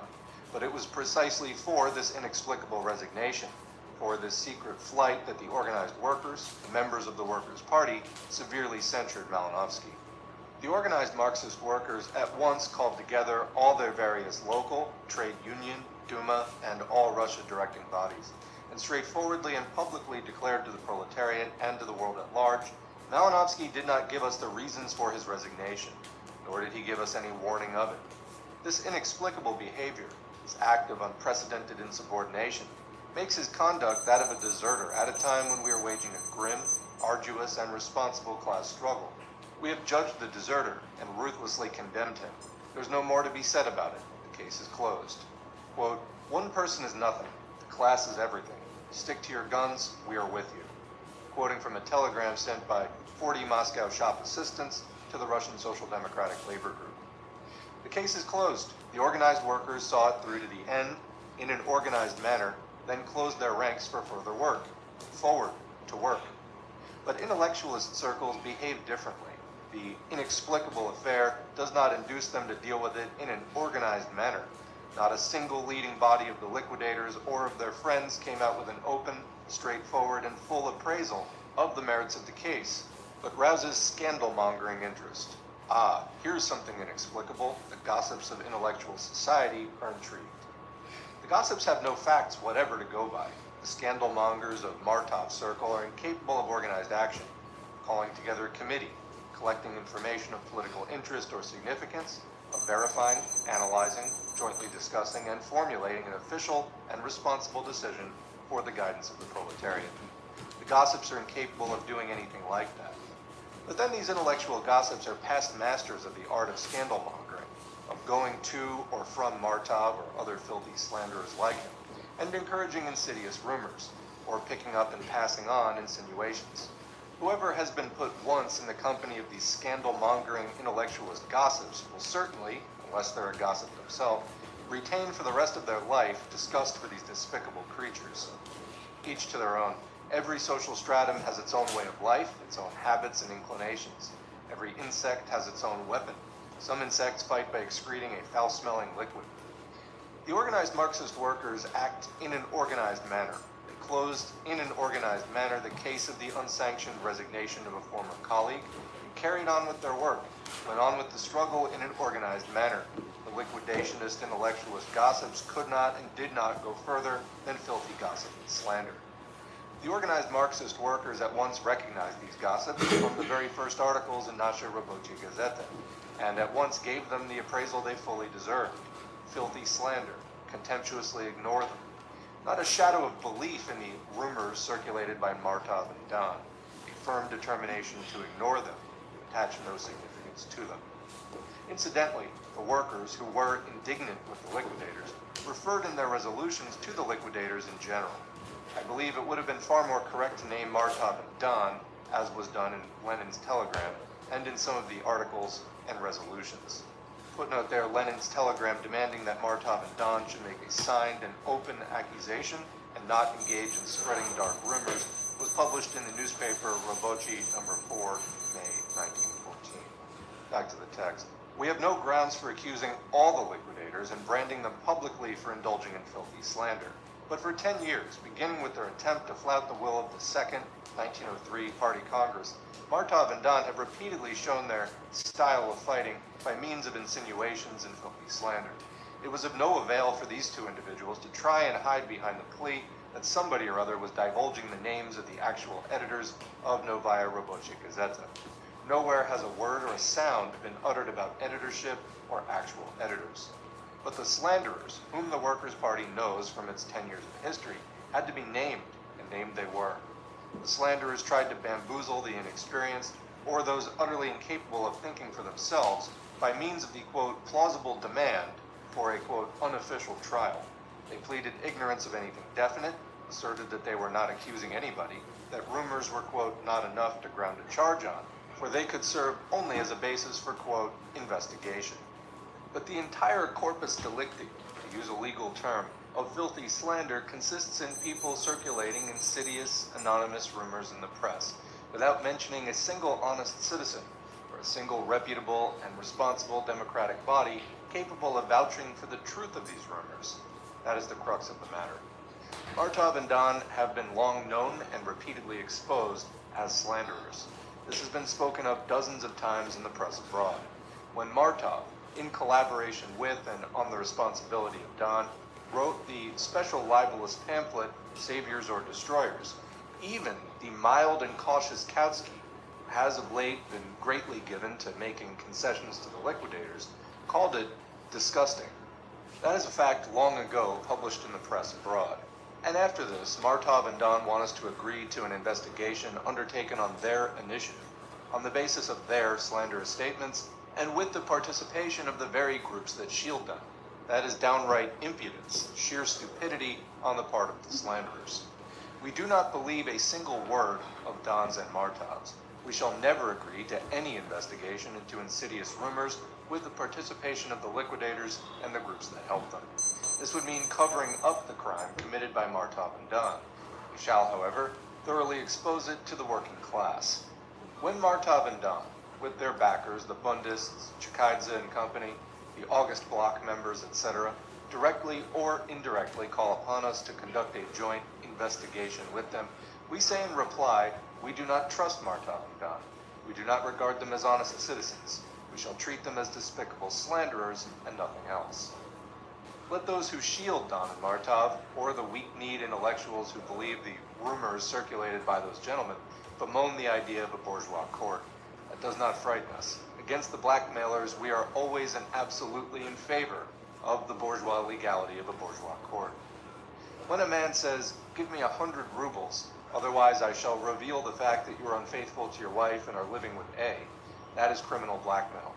In such a case, we are in favor of appealing to a bourgeois court. When a man says, make political concessions to me, recognize me as an equal member of the Marxist body, or else I shall spread rumors about Malinowski being an agent provocateur, that is political blackmail. In such a case, we are in favor of appealing to a bourgeois court. And this point of view was adopted by the workers themselves, who, as soon as they read the very first articles of Don and Martov, distrusted them, and did not say to themselves, really, if Martov and Don write about these rumors, they must be true. No, the workers grasped the point at once and said, the working class will ignore filthy slander. Either make a direct charge backed by your signatures, so that a bourgeois court may convict and punish you, there are no other means of combating blackmail, or continue to carry the stigma of slanderers that the representatives of the 10 workers' industrial organizations have publicly placed upon you. That is the alternative that confronts you, Monsieur Martov and Don. A leading body investigated these rumors and pronounced them absurd. The workers of Russia trust this body, and it will utterly expose those who spread slander. Martov must not think that he will remain unexposed. But, you'll say, the political groups which defend the liquidators or even partly sympathize with them do not trust our leading body. Of course they do not. We do not want them to trust us, and we shall not take a single step that might suggest that we place the slightest trust in them. We say, gentlemen, members of the groups that trust Martov and Don and want to unite with them, all of you August Block people, Trotskyists, Periodists, Fundists, and so forth, please come out in the open and show your true colors. Either of two things, gentlemen. Since you yourselves want to unite with Martov and Don and call upon the workers to do so, that shows that you, unlike us, trust the recognized leaders of the ideological political trend known as the liquidators. Since you trust them and consider it possible to unite with them, admit it and advocate it. Then do something. Don't merely talk about it. Either you call upon Don and Martov, you trust them and they trust you, to disclose the source of the rumors, investigate them yourselves, and then publicly declare to the working class, we vouch for the fact that this is not the silly scandal of gossips or the spiteful insinuations of angry liquidators, but weighty and serious evidence.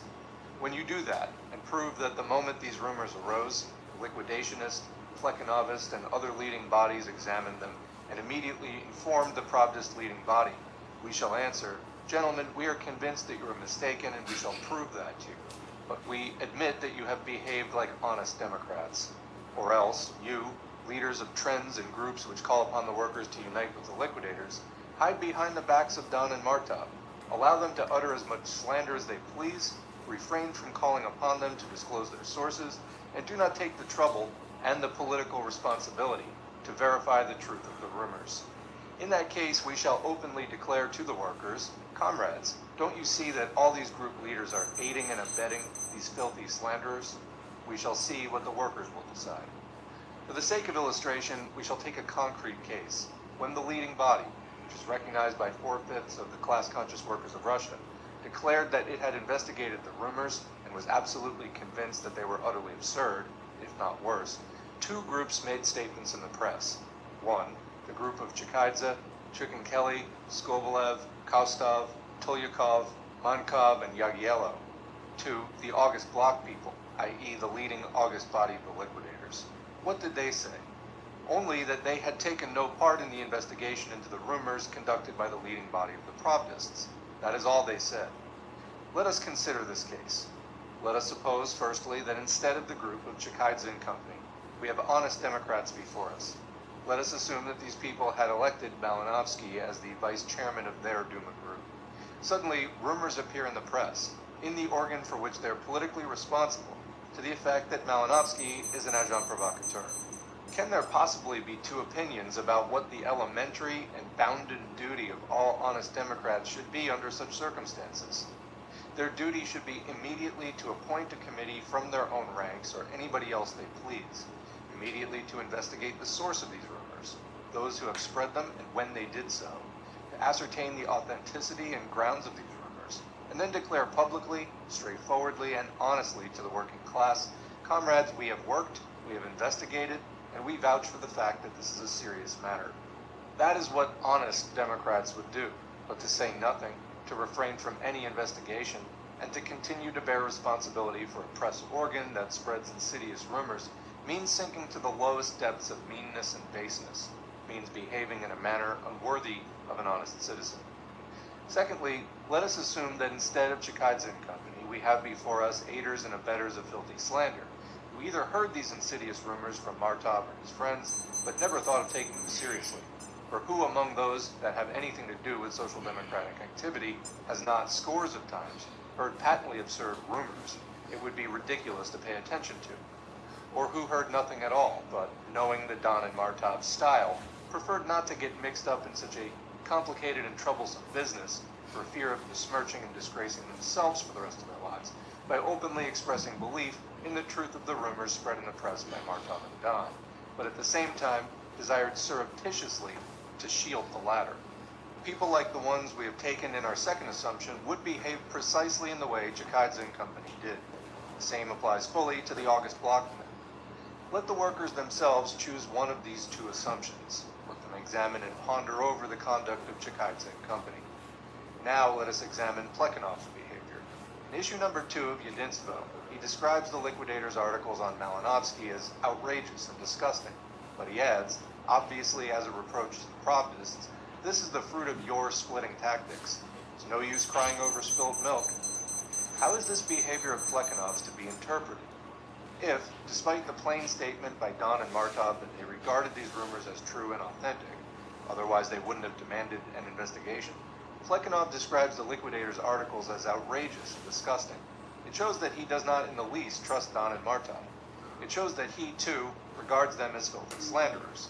If that were not the case, what reasonable grounds would there have been for publicly describing as disgusting articles written by people who desire, as they claim, to promote the cause of democracy and of the proletariat by exposing a grave and frightful evil, namely agent provocateur?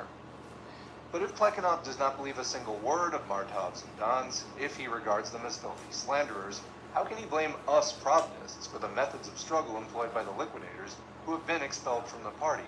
How can he write, "It's no use crying over spilled milk"? This can only mean that he justifies Don and Martov on the grounds of the split. That is monstrous, but it is a fact. Plekhanov justifies filthy slanderers, whom he himself does not trust in the least, on the grounds that the Pravdists are to blame for having expelled these slanderers from the party. This behavior of Plekhanov's, as he has already been told publicly by a group of Marxists who were ready to believe him but were soon disillusioned in him, is a diplomatic defense of blackmailers, i.e., a defense prompted by narrow circle diplomacy, which is objectively tantamount to encouraging the blackmailers to continue with their blackmailing. Since we, Martov and Don must be arguing, succeeded at once in getting the anti-liquidationist Plekhanov, who does not trust us, to blame the Pravdists, even indirectly, even partly, for driving us into this desperate struggle by their split, why let's carry on. Let's continue on the same lines. Plekhanov encourages us to hope that we shall obtain concessions as a reward for our blackmail. Footnote there, the reader will find that Trotsky engages in the same defense of blackmail as Plekhanov does, only in a more covert and cowardly form. In issue number 6 of Borba, he, a contributor to Nasha Rabochia Gazeta, does not utter a word in condemnation of the campaign conducted by Don and Martov, but accuses the Pravdists of sowing, quote, the poisonous seeds of hatred and splitting. Thus, not slander, oh no, but carrying out the party's decision concerning those who are vehicles of bourgeois influence, who hurl abuse at the underground, must be regarded as, quote, poison. Very well, we shall place this on record. Back to the text. The workers straight away saw through Plekhanov's narrow circle diplomacy. This was proved by the opinion the Moscow workers expressed about issue number 1 of Yedinstvo, and by the reply of the group of Marxists who were inclined to trust Plekhanov, but later called him a, quote, diplomat. Footnote there, following the slanderous anti-Bolshevik attacks by the liquidationist Nasha Rabochia Gazeta, a group of Marxists asked Plekhanov to make a statement to the International Socialist Bureau condemning the newspaper's behavior. Though he strongly disapproved of this behavior, Plekhanov refused to make the required statement, thereby justifying the slanderers. Thereupon, the group of Marxists published a statement in the newspaper Trudovaya Pravda on June 5, 1914, in which Plekhanov's conduct was characterized, quote, as an act of high diplomacy. Back to the text. Before very long, Plekhanov's narrow circle diplomacy will be utterly exposed. In January 1912, representatives of the workers publicly and officially expelled from the party a definite group of liquidators, headed by Martov and Don. Since then, in the course of 2.5 years, the workers of Russia have approved of this decision by a 4/5 majority, and adopted it as their own. The blackmail and slander of Martov and Don will not induce the workers to make concessions, but will convince them more firmly than ever that only without the liquidators and against them is it possible to build up the workers' entire Marxist body, 4/5 of which has already been filled. Everybody is now talking about the growth of the Russian workers' political consciousness, about the fact that they themselves are now handling all affairs connected with the Workers' Party, and their greater maturity and independence after the revolution. Trotsky and Plekhanov also appealed to the workers against intellectual circles or the factionalism of the intellectuals. But, and this is a remarkable circumstance, as soon as mention is made of the objective facts showing which political trend the present-day class-conscious workers of Russia chose, approve of, and create, Plekhanov, Trotsky, and the liquidators all change their ground and shout, these workers, the Pravdist workers, who form the majority of the class-conscious workers in Russia, follow the lead of Pravdism only because they are, quote, bewildered, quoting from Borba number 1. They're only, quote, being swayed by demagogy or factionalism, etc., etc. It follows, therefore, that the liquidators, Plekhanov and Trotsky, recognize the will of the majority of the class-conscious workers, not in the present, but in the future, only in the future event of the workers agreeing with them, with the liquidators, Plekhanov and Trotsky. What amusing subjectivism, what an amusing dread of objective facts. But if we are not to engage simply in mutual recriminations, accusing each other of intellectualist parochialism, we must take the present facts, the objective facts. The political education of the workers, which everybody admits is making progress, is another thing which our conciliators, Plekhanov, Trotsky, and company, talk about with amusing subjectivism. Plekhanov and Trotsky are wavering between the two contending trends in the social democratic class movement and are ascribing to the workers their own subjective vacillations, saying, the fact that the workers participate in this conflict of trends is evidence of their ignorance. When they become more enlightened, they will stop fighting, will cease to be factional. Plekhanov, like Trotsky, repeats by force of habit parrot phrases such as factionalism, although the Pravdists put an end to, quote, factionalism in January 1912, i.e. 2.5 years ago, by straightforwardly and openly expelling the liquidators. The subjectivism of this appraisal of the situation by Plekhanov and Trotsky is most glaring. Turn to history. After all, there's no harm in a Marxist turning to the history of the movement, and you will find a story of nearly 20 years' struggle against the bourgeois trends of economism, 1895 to 1902, Menshevism, 1903 to 1908, and liquidationism, 1908 to 14. There can be no doubt whatever about the unbroken connection and continuity between these three varieties of bourgeois influence on the proletariat. It is a historical fact that the advanced workers of Russia participated in this struggle, sided with the Iskrists against the economists, with the Bolsheviks against the Mensheviks, as Levitsky himself was compelled to admit by the weight of objective facts, and lastly, with Pravdism against liquidationism. The question arises, does not this historical fact concerning the mass social democratic workers' movement point to something more important than the subjective and pious wishes of Plekhanov and Trotsky, who for the last 10 years have been giving themselves credit for their failure to fall into step with the mass social democratic workers' trend? The objective facts of the present period, taken from both sources, the liquidationist and Pravdist, as well as the history of the last 20 years, abundantly prove that the struggle against liquidationism and the victory achieved over it is precisely the result of the political education of the Russian workers and of the formation of a genuine workers' party which does not yield to petty bourgeois influences in a petty bourgeois country. Plekhanov and Trotsky, who offer the workers their subjective pious wishes for the avoidance of conflict, wishes which ignore both history and the mass trends among the social democrats, look upon the political education of the workers from the point of view of copybook maxims. History has existed up to now, but it has ceased to exist, as Marx wittily retorted in his criticism of Proudhon. Up to now, for 20 years, the workers have received their political education solely in the course of the struggle against the bourgeois trend of economism and against the later varieties of a similar trend. But now, after a couple of copybook maxims about the harmfulness of conflicts, maxims served up by Plekhanov and Trotsky, history will cease. The mass roots of liquidationism, which owe their mass character to the support of the bourgeoisie, will vanish. Mass Pravdism, which became a mass movement solely as a result of the, quote, bewilderment of the workers, will vanish, and something, quote, real will arise. The reasoning followed by Plekhanov and Trotsky is truly amusing. The workers can obtain real political education only in the course of a sustained, consistent, all-out struggle of proletarian influences, aspirations, and trends against bourgeois influences, aspirations, and trends. Not even Trotsky will deny that liquidationism, like the economism of 1895 to 1902, is a manifestation of bourgeois influence on the proletariat. As for Plekhanov, he himself, in the long-distant past, fully a year and a half or 2.5 years ago, defended the party decision which established this truth. But nowhere in the world have bourgeois influences on the workers ever taken the form of ideological influences alone. When the bourgeoisie's ideological influence on the workers declines, is undermined or weakened, the bourgeoisie everywhere and always resorts to the most outrageous lies and slander. And every time that Martov and Don flouted the will of the majority of organized Marxists, every time that they lacked the weapon of the ideological struggle, they resorted to the weapon of insinuation and slander. Till now, however, they have done this in conditions of exile abroad, before a relatively limited audience, and often got away with it. But this time, they have come out before tens of thousands of Russian workers, and have immediately pulled up short. The trick of emigrants' gossip and slander has missed fire. The workers have already proved politically educated enough to see at once the insincerity, the dishonesty of the utterances of Martov and Don from the very character of these utterances. They have denounced them publicly before the whole of Russia as slanderers. The advanced workers of Russia have taken another step forward along the road of political education by knocking out of the hands of one bourgeois group, the liquidators, the weapon of slander.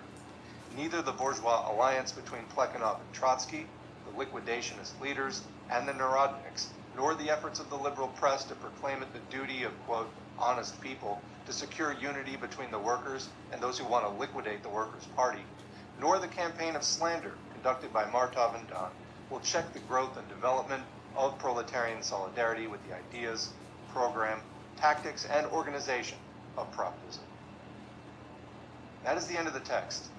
So there were a lot of particulars in there as far as Martov and all the particular things that were going on there. Let's remember, though, to make this more than just an exercise in recalling Russian history, the principles involved, which is the workers becoming politically educated, the party defending itself, and this part of the movement being able to fend off these kinds of attacks and bourgeois influence, which would really seek to undermine the movement so that the bourgeoisie can stay on top and that the workers are not able to abolish the system which exploits them, overthrow their oppressors, etc. What do you think? Leave a question or comment below. We'll continue the discussion in the comments as always. Otherwise, thanks for listening.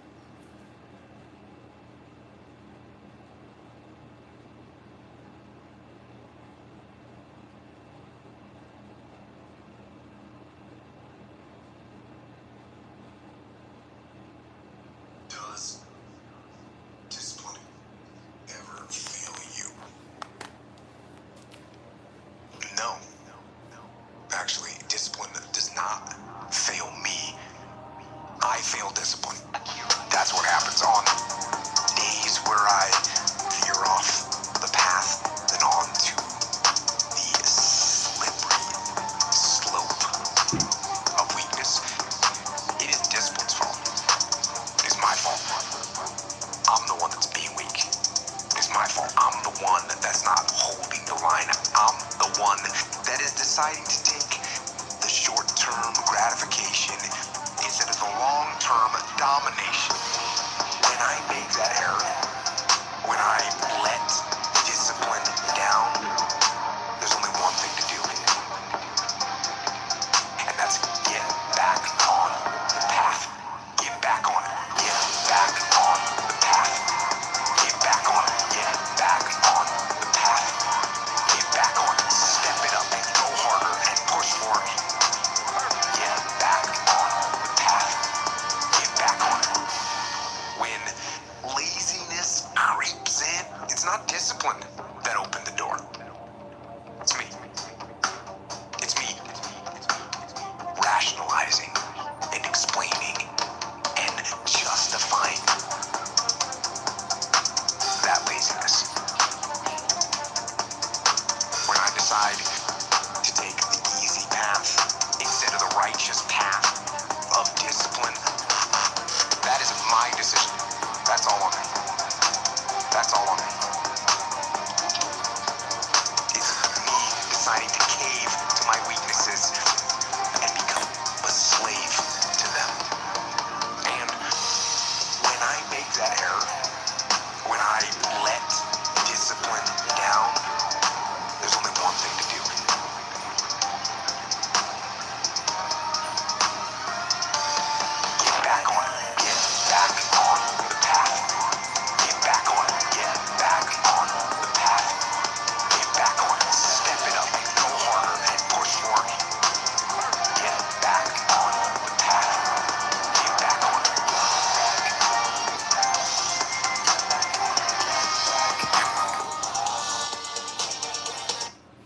This has been my daily routine: reading, meditation, yoga, and martial arts.